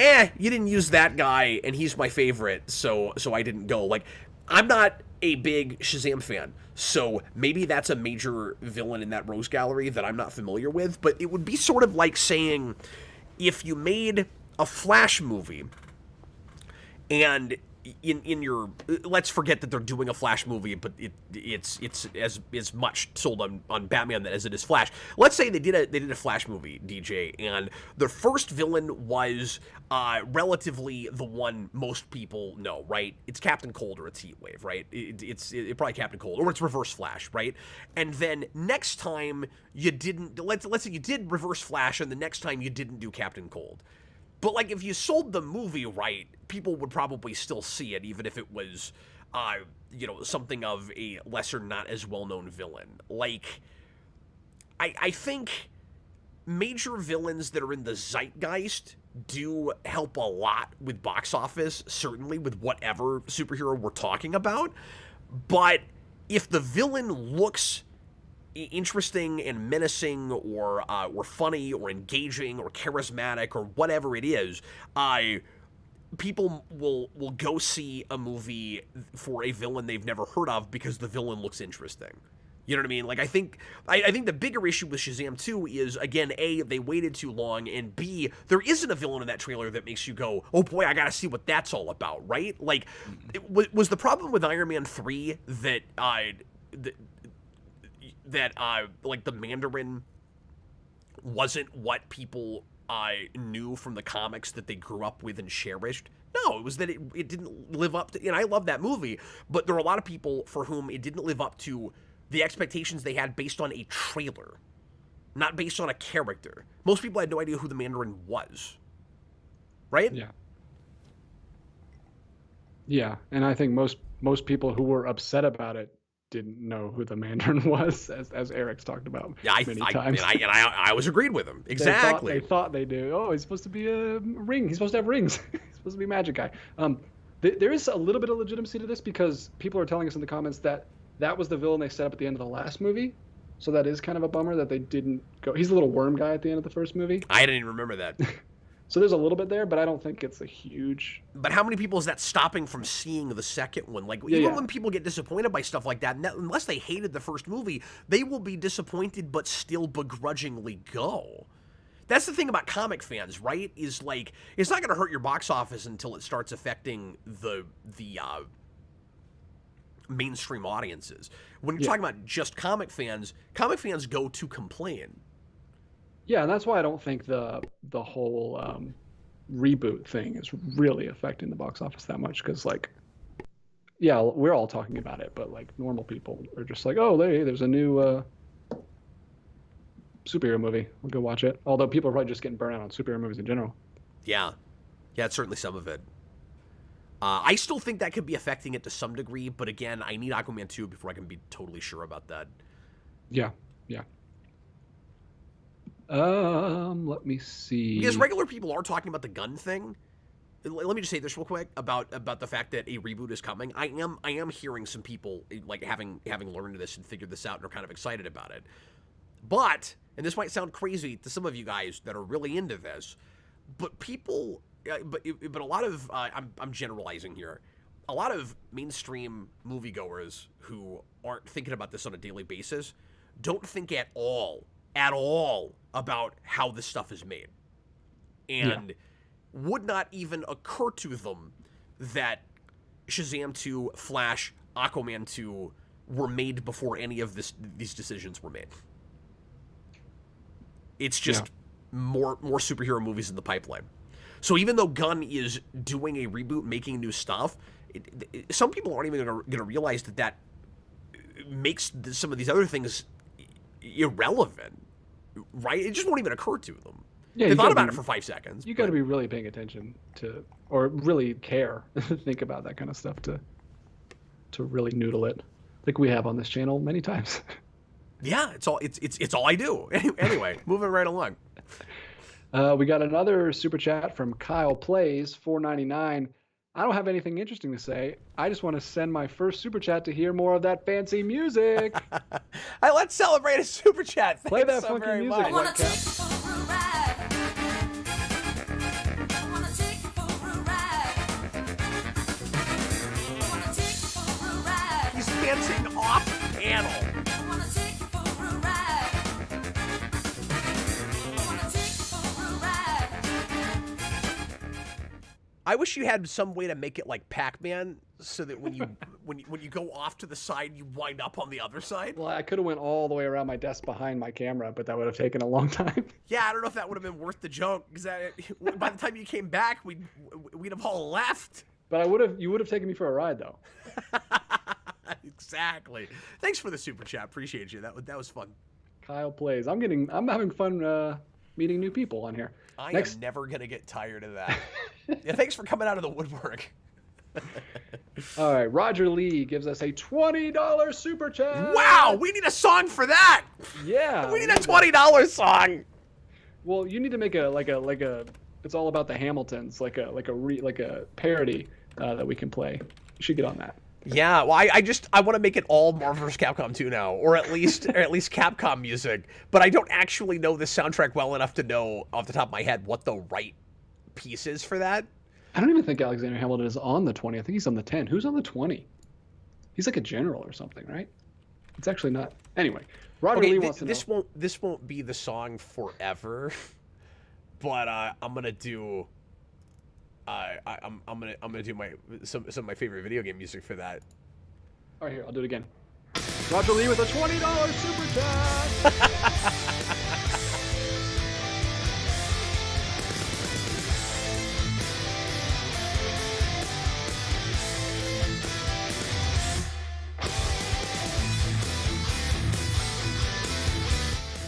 Anyway, what's the super chat, DJ? I looked up the original song that is based on because I listened to your interview with Aaron and he talked about it's the boys watch the girls go by. It's like a 60s song. Yeah. And it's the exact song and it's crazy. It's really interesting. But yeah, that's Marble Zone. And by the way, that's a channel called Family Jewels. I want to give him credit, but that's the cover there. Yeah, I remember looking up that song. We need some more Street Fighter music on here. I felt like I wanted like Sonic Boom. Where are we? Cap, I've been are you playing planning? Zangief from Street Fighter 4, but There we go. Cap, are you planning to watch Picard Season 3? It's probably the best Trek since DS9, maybe even since TNG. A new showrunner, Terry Matales, is undoing the damage of Kurtzman Trek. This is the TNG send-off we should have gotten. So I'm hearing that. I'm not trusting that. I'm also seeing some reviews that are saying that it doesn't start even remotely looking kind of like Star Trek until like episode 5. And I don't know who to believe on any of that. I will watch it eventually. I just haven't gotten to it yet. I was on the fence about whether I was even going to bother with it because I don't care anymore. And I'm like I'm so disenfranchised. But then Red Letter Media decided to go ahead and bite the bullet and review this season. So I was like, well, I can't not watch their videos on this, and I can't watch their videos and not see the show. I'm not going to watch somebody talk about Star Trek I've not seen.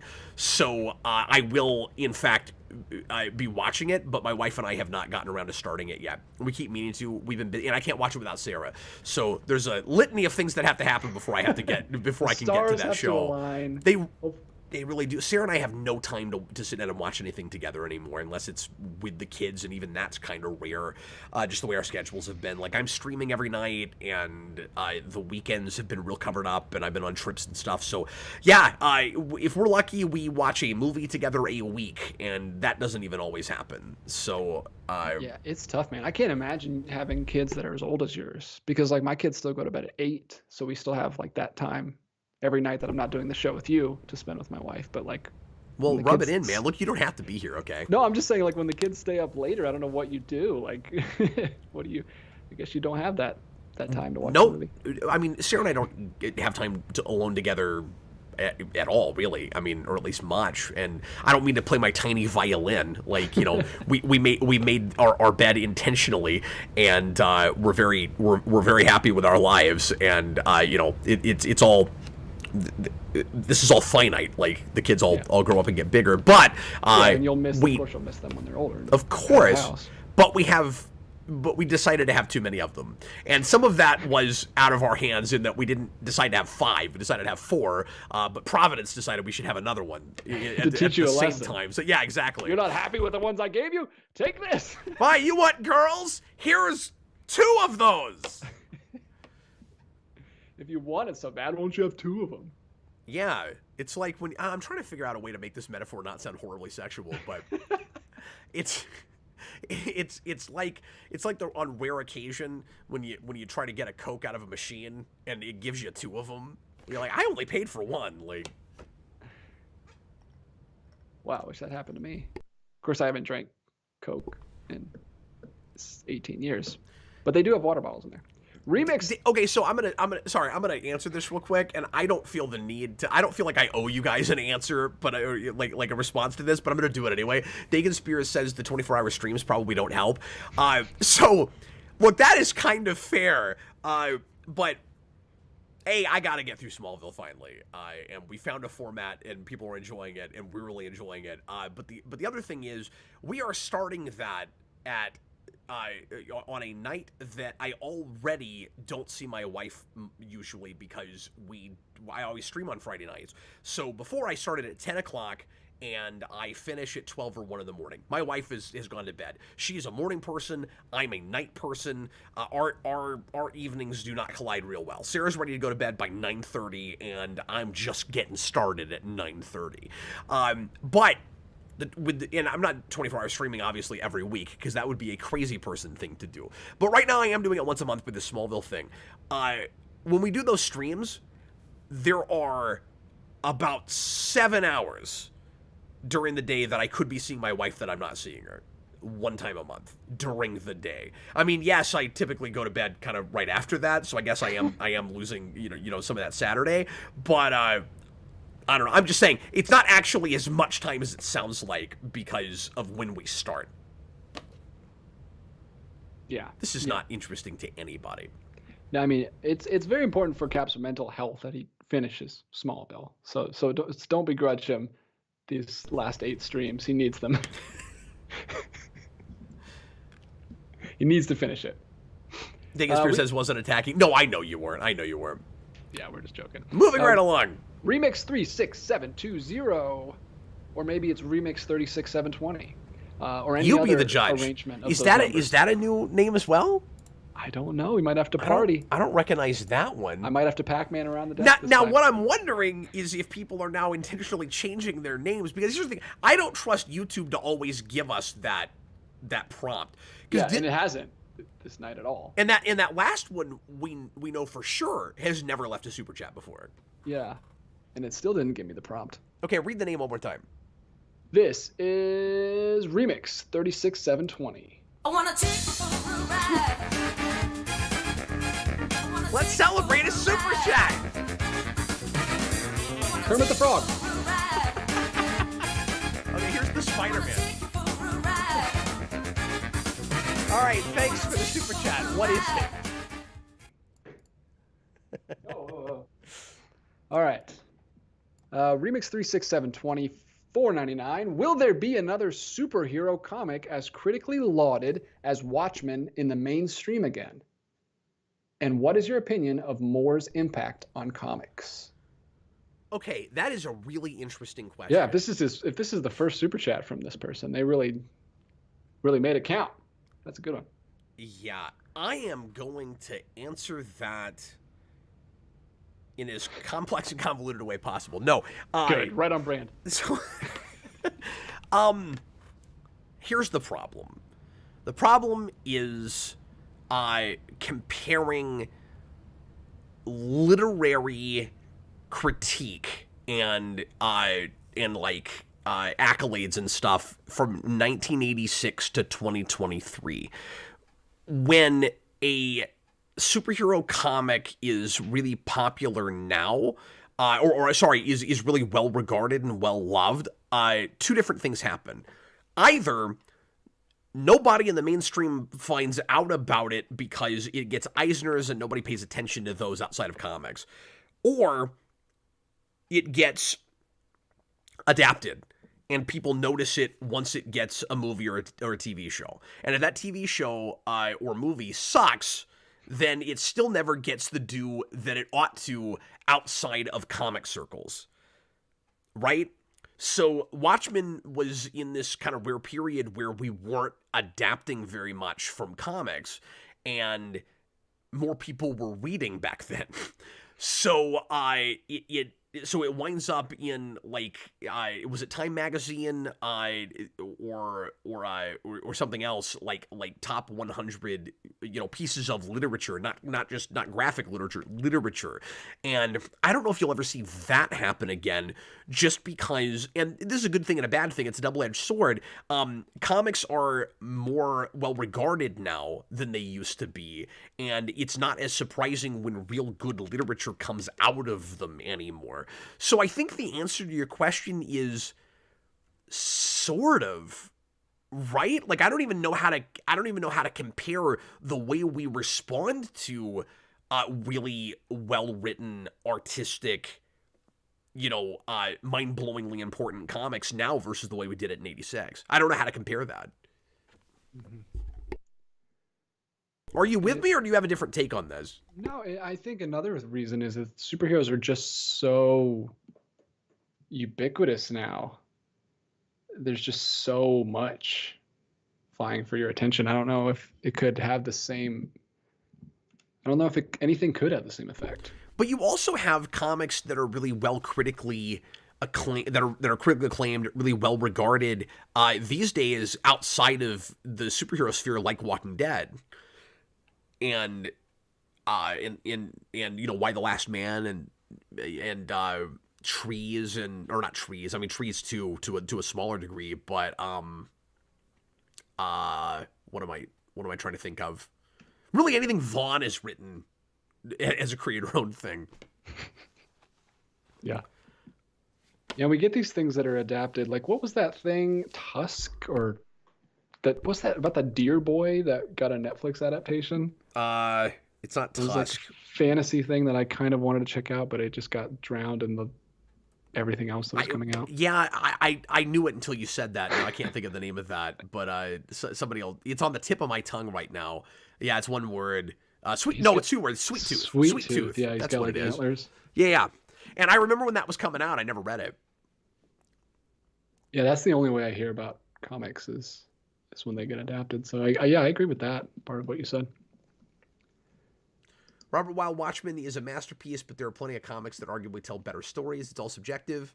And like I said, cap standards for comics are so different now. Yeah. And again, people just aren't as surprised when that kind of thing is coming out of comics. I mean, that's a lot of why Watchmen was so highly regarded, is that kind of prose or that kind of storytelling was happening inside of that medium. Because it no longer has the reputation of being mostly for children. Hey, we've only got 10 minutes left of the show, and I don't know how many Super Chats we've got left.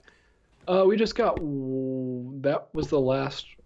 Well, I got one more. But did you answer the second part about what was your opinion on Moore's impact on comics? Oh, I didn't even hear that part. Pardon me. Just in general? Just broadly?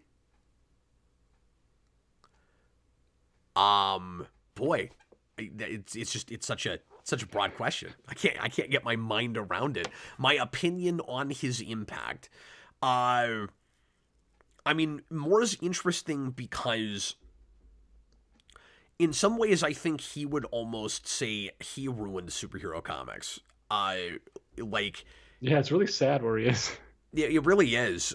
He talks about it like he doesn't want superheroes to be deconstructed and to be anything but an escapist medium, but he wrote nothing but, or not nothing, but mostly not escapist things with superheroes. And I think his thinking was it wasn't going to have the impact that it did, and he was writing for adults, but then that became the mainstream, and that became what we were doing for children and adults and anybody that wanted to read, those kinds of stories. So, I mean, I think... the best thing Moore did for us is he really helped legitimize the medium for the mainstream. And yes, partly because of some of the things that we adapted that he wholeheartedly did not want to see adapted, certainly. But I think he and Morrison and several other writers of that period, O'Neill to a lesser extent maybe, brought us to a place where the norm, like pushing against the grain, turning things on its head, kind of exploring what superheroes would be like in the real world, trying to tell more sophisticated stories instead of escapist, out there can't really happen kinds of things, made us kind of take things maybe a little bit too seriously overall. I mean, as I always say, it's kind of about variety, and I think we kind of lost a variety to some degree after some of those guys. But in other ways, we gained a lot of variety. It's very, very complicated. So I don't know. I mean, I don't know that without particularly Moore and Miller, and maybe you have to throw Morrison in there as well, because I didn't mention Miller before. Comics don't become legitimized as a storytelling medium that's not just funny books as quickly as it does, but we also don't get to the kind of cynical, hard-edged, always deconstructing place that we got to in the 90s as early as we did. All of that arguably was inevitable at some point. Maybe. Man, I don't think there is a piece of media that I am more terrified to go back to than Zack Snyder's Watchmen. We're going to do it too. We have gone on record a lot of times on this channel to say that we both really, really like that movie, and like so much has changed in the landscape of superhero movies, and that's right. Snyder's, like, just people's opinion of Snyder, like, and me as a person has changed so much. I'm terrified to go back to it, man. Yeah. I'm worried I'm not going to like it. My one like silver lining is that you still liked it when you did a full analysis of it, so at least there's that. But that was like 10 years ago. Yeah, you've changed a lot since then. Yeah. Who knows? And my feelings on that man's disillusion. And my feelings on that man's filmmaking have changed a lot. But I haven't gone back to that movie. Yeah. We need to finally just decide when we're doing that. And then the question is, I is, don't want to, because I have such fond memories of that movie. It's one of my favorite superhero movies.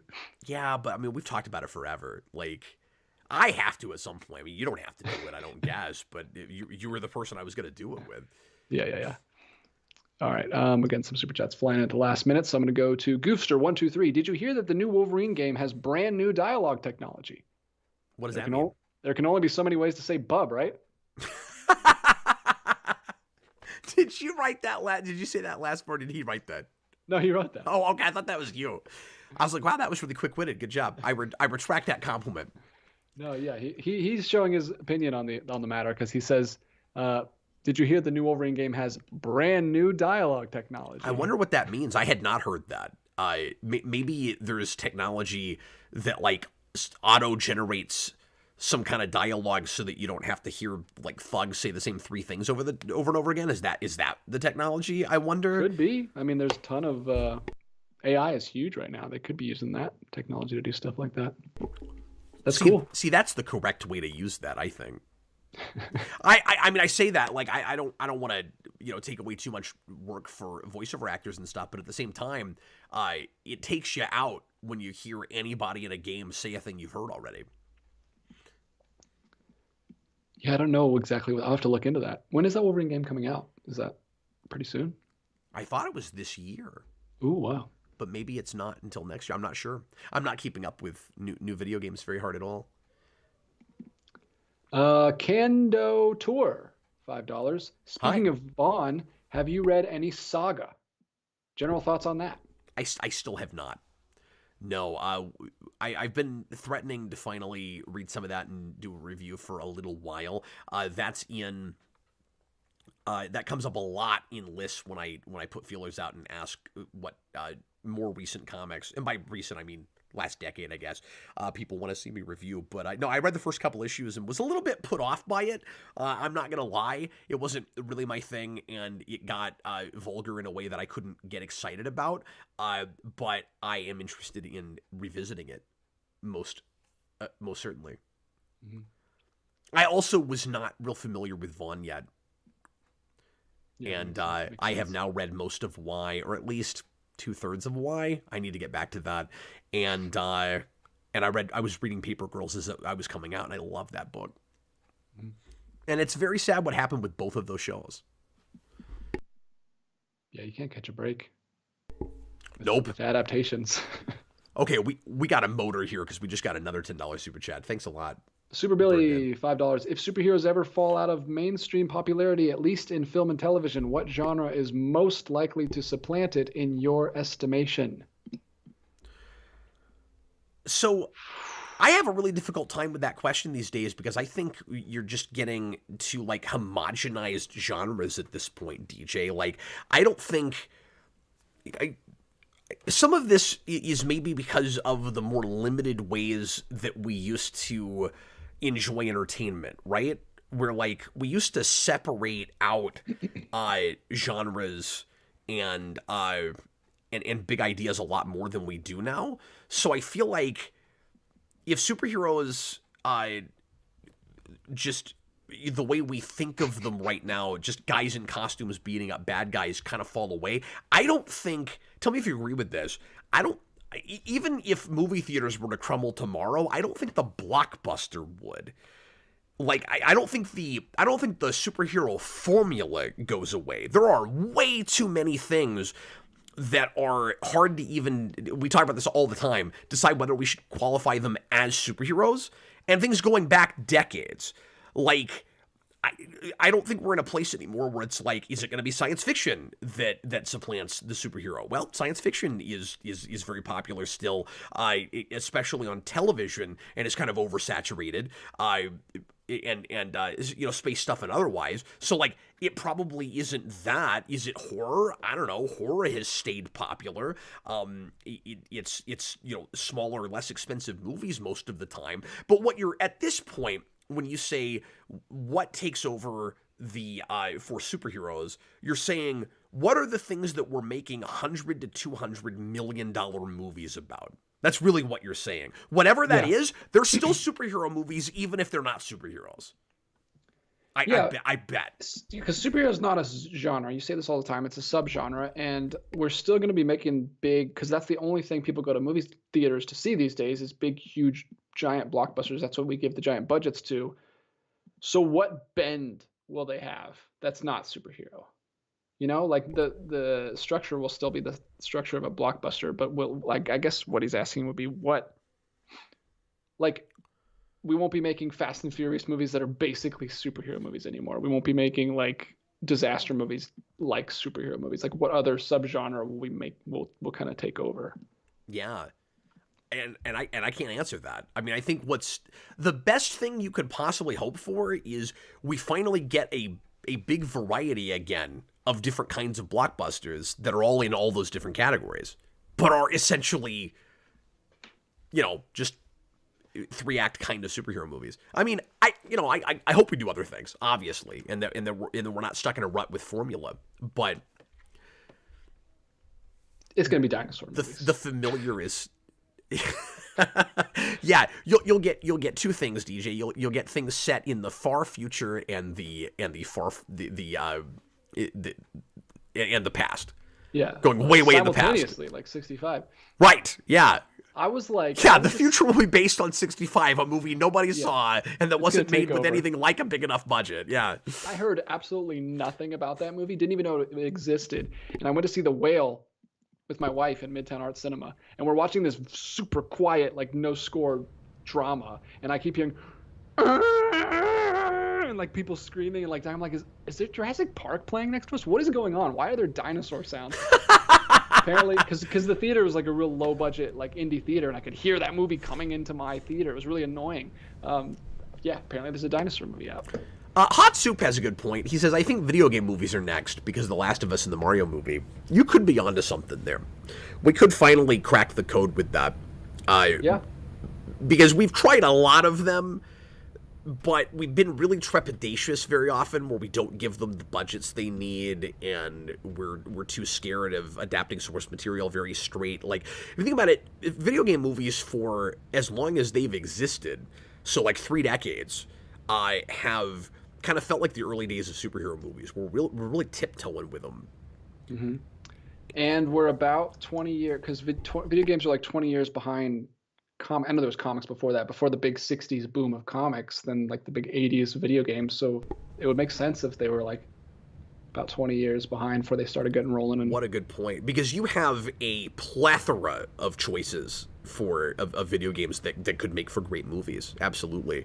And it would be a lot easier if studios were smart, not saying they will be, to not get stuck in a formula rut as hard with video game movies as you did with superheroes, because even though there are lots of good different kinds of stories in different genres with superhero, as DJ was alluding to earlier, with video games you have a lot of different games that are in completely different realms of gameplay, some of which are, very short, some of which are very long, some of which are multiplayer, some of which are single campaign. Like, there's potentially a lot more obvious variety, I guess I would say, in the different kinds of stories that you might see told based on video games over not comic book movies, but the superhero movie, which just has a really clear, obvious formula.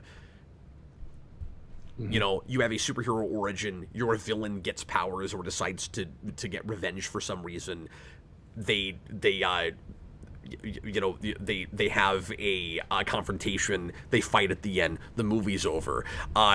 You go to video games and it's, you got some cars that are driving some crazy race courses. How are we going to turn that into a movie? And you got it's just going to be one scene in a movie that comes out. You got an orange gun that you shoot at some ducks and then a dog laughs at you. How you turn that into a movie? You know what I'm saying? I don't know, but I want to see it. No, video games are a medium in a way that superheroes are not a medium. They're the majority of a medium, comics, but they're not the whole medium. Yeah. Exactly. So when we say comic movies, we're talking about a medium being adapted, but more than 85% of those are superhero things. That is not true with now, you might end up with a whole bunch of shooters. Remember that movie, Shooter? I remember that coming out. Isn't that a thing? Isn't there a movie called Shooter? Yeah. Or is it called Gamer? No, I guess it's Gamer. Yeah, Gamer. That was one of those moments where I couldn't tell if you were messing with me or not. But no, Gamer. Neither could I. And I heard that was... You didn't know if you were messing with me. Okay. No, we're over time, so my brain is... We are way over time. My apologies. Let's... we're 3 minutes over time. Let's knock out the last Super Chats real quick, because I know there was a $10 one in there, and I don't want to shaft it. Yes, Burned In, $9.99. Can we expect a season overview on The Last of Us from you? I had high hopes for the show, but boy, did I not expect it to be the best show on TV right now. Yeah, well, don't tell me anything, because I haven't watched the last 3 episodes. I fell behind. I just got busy, and I haven't been watching TV at all. Let me get back to you on that. I don't want to make any promises, because the first few episodes are somewhat out of my head, and I would need the time probably to rewatch everything. I would think maybe I can get away with just sitting down after I watch the last few episodes and talk about it. I don't know. So I don't want to promise anything. I may do that. It might not be until late April or early May, because, and I haven't announced this yet, DJ. I'm going to, I haven't decided where exactly, but it'll probably be early in April. I'm going to take off 2 weeks in April from most of the content on the channel. We might do a couple of Captain Logan shows in there just to kind of keep the show going. I'm not, but like most everything else, I'll drop off from. And of course, I'm going to try to keep putting out the daily comic reviews. But I I need the time to sit down and write my my movie, which we're going to try to shoot at the end of this year, and I have not had a chance to start working on that yet, but we have a lot more of the story broken and a lot more of it figured out, and I feel like I'm finally ready. Like, I think that movie about writes itself now. I just got to sit down and do it. So I need the time to do it. So I am going to have to take off 2 weeks next month and just know I'm still working. I'm just doing this other, like, massive project. I don't do any written content on the channel anymore because I don't have time to write. So I have to take off to write. Yep, he's going to go out to Northampton. He's going to lock himself away, and he's going to write. Exactly. But no, I think 2 weeks is all I'm going to need to do that. That is the Superhero Rewind movie. And it's... if it works out the way I'm hoping it will, it's going to be nothing like what anybody expects, I think. I'm excited about it. Sweet. That's cool. Last one from Kyle Plays, $4.99. Clark! Wait, Clark! Wrong show. Have a great night, Cap and DJ. Awesome show tonight, like always. Oh, thanks, man. We didn't even, and thanks for commenting and leaving super chats. We didn't even spin a wheel for it. We just have to yell Clark. And people are saying in the chat that there was a movie called Shooter, so I was right about that. Oh, okay. Maybe it wasn't the one you were thinking of. I thought there was like a SWAT team, first person, basically shooter movie called Shooter. Oh, I wonder if that's what that was. I haven't seen it, but I just remembered it. It sure sounds like something you would want to watch, though. No, yeah, right up my alley. Anyway. Well, thanks everybody for watching the show. Hope you had a good time with us. We certainly enjoyed it. Want to thank everybody who supported us with Super Chats tonight. Thanks for all of the comments and questions in the regular chat as well. Thanks for watching after the fact if you did that. Just really thanks to everybody in the world. Really appreciate humanity. And I will be back with Austin tomorrow night at 10 Central for The Request. We're going to be talking about the movie Clear and Present Danger. And then Thursday night, we'll have another Captain Logan show. But then in addition to that, because I couldn't do it Friday because I'm out of town, so we're going to be... finally, and this will be probably long, it's going to be into the wee hours in the morning, but we're finally going to be tackling the first part of Knight's Quest, which is the second part of Nightfall. And it's been a year since we did the first part of Nightfall. I didn't mean for time to get away from us like this, but we're finally going to do the Crusade, which is the first part of Knight's Quest, and then hopefully it's not another year before we get to the Search, but... Nightfall, as far as I can tell, is going to be in 4 videos now, unless we break up Night's End for some reason. But those are... Nightfall was 600 pages, and both parts of Knight's Quest are 600 or a little bit more than that for page count. So we didn't want to read 1,200 pages and talk to you about it, so we're just going to do the first part of that, and then we'll come back with the Search. They're evenly split up. One is about Jean-Paul Valley, the other one is about Bruce Wayne. And we are excited to do that for you, finally. We've been getting a lot of requests for that. So that'll be the other big centerpiece this month for Bat March, along with the Batman. And that is Thursday night, real late. You can watch it after the fact if you don't want to stay up all night with us. And anyway, thanks so much for watching. DJ, do you have any final thoughts? No, except I need to go back and watch the Smallville stream so I know what the heck everyone is writing Clark in the chat. I'm not even going to explain it. That's a strategy for clicks. Anyway, thanks a lot for watching. We'll see you next time. I was Captain Logan. DJ, thank you for everything you do. Really appreciate you, man. Bye. Thanks, Connor, for filling in last week. But I'm back, baby. He did a great job. Bye, everybody.